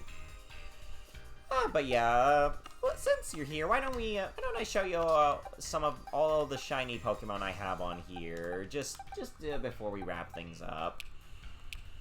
But yeah, a few shinies we got. I'll try to be quick, because we got the shiny Salandits, as well as the revolved form shiny Salazzle. Ash has to be one of the fossils. Oh yeah, he has one of the fossils. Praise be to the Lord Helix. Indeed. But yeah, there's a few shiny Pokemon I've caught throughout time. Yeah, they're quite something, like the pink drowsy Hypnos. I won't show all of them, because it's getting late. But oh yeah, there's some shiny snakes I caught early in the year. But yeah, you do have a chance of finding shinies on your game, so if you ever see one, make sure you catch it. You'll know because it's a different color and it will sparkle. But yeah, there's just a few of them I've caught, like shiny leopard. Don't forget the Koraidon and Miraidon. Oh, let's not talk about that. I don't think he's ready for that mess. I'll just summarize. There was a distribution thing that got really messed up, and I'll leave it at that. But yeah, there's a lot of Pokemon you have to look forward to, and I wish you luck on your Pokemon journey. I hope you have a lot of fun. And yeah, you'll be seeing many different cool Pokemon, and yeah, good. I hope you can catch your favorites. But yeah, our main successes today, we got a shiny Mimikyu, a shiny Phantom, and 2 shiny Grimers. I don't know if I want to evolve one, because I do kind of want to catch it. Okay, so looking for how to emulate Earthbound. Parent Mother 2 is Earthbound, Mother 1, and Mother 3 were never released outside of Japan, and the reason Mother 2 was renamed Earthbound everywhere else because Mother 2 would have implied a Mother 1, which was never released and would lead to disappointment. Yeah, that makes sense. Though, I will say, if you do have a Nintendo Online, it actually does have Earthbound and Mother 1 on them. Yeah, so if you get the Nintendo Online plan for the Switch, which is about $50 a year. No, wait, no, it's like $25 a year, $50 if you want the expansion pack with GameCube, Game Boy Advance, and Nintendo 64 and Sega games. You actually can play Mother 1 and 2 on it. I believe the NES collection has Mother 1, and Earthbound is on the SNES service. But yeah, if you don't want to pay, no worries. Emulating is just fine, because, you know, if buying isn't owning, emulation is not piracy. Yeah. Oh, and, oh yeah, these were some of our rarer shinies. These were events they did for a limited time. The shiny Treasures of Ruin. Oh boy, that Weasel gave us quite a bit of problems. But yeah, even though we didn't get the shiny Mach, thank y'all for sticking with me so long. Next week I will make sure we get it. So stay tuned until then. But yeah, be sure to check out my other streams. I do lots of funny voice impressions and stuff. But yeah, let's say goodbye to the Pokemon and start wrapping things up before I pass out. Oh dear lord, it's already 10:46. Yeah, good job, Zori. Yeah, preach. Thank you. Yes, sorry the muck didn't work out. Maybe next time, perhaps. Indeed. Hey, no worries. We still got some shiny babies. Close enough. Yeah, next time the packs will be ready to attack. Don't worry. And if you get mad, I'll smash it with me Mowit. Alright then, well, see you next time. Glad we got another follower. Good to see ya. Alright, well, we'll catch that slimy son of a salt pile next week. Or I ain't the salty snail. At least Miraidon got plenty of sandwiches, and hope you're happy, Miraidon. I am. Till next time. Farewell. But yeah, thank you all so much for watching, and thank you so much, Mick Pickleburger, great name by the way, for following. Yeah, I hope y'all will stick around. Oh, and just in case I didn't mention, that blue guy with the eyes over there, or that blue girl with the eyes over there, that's another Pokemon. That's Quake the Armodo. Those sandwiches were amazing. Indeed, they were. Yeah, in case you're wondering who some of these characters are, the moth is Silky, the perfectly ultimate great moth. He's from when I did a hack of Pokemon Fire Red that replaced everything with Yu-Gi-Oh monsters. And the one below them is Quake, the Armodo. She was our MVP in our Pokemon XG Next Gen streams. And yeah, they spawned those two memes. Praise Silky and Quake Rave. They mean quite a lot. Indeed, glad you could join. Hope you'll stick around. Indeed, Gobred, we do love Pokemon fans. They're quite nice. But yeah, hope y'all stick around, and thanks for watching, and good luck on your Pokemon Fire Red adventure. I'm sure you'll have a lot of fun. Be sure to buy a lot of Pokemon. Oh, by the way, I got a little secret tip for you. If you buy 10 Pokeballs from a store, you will get a Premier Ball for free as a bonus.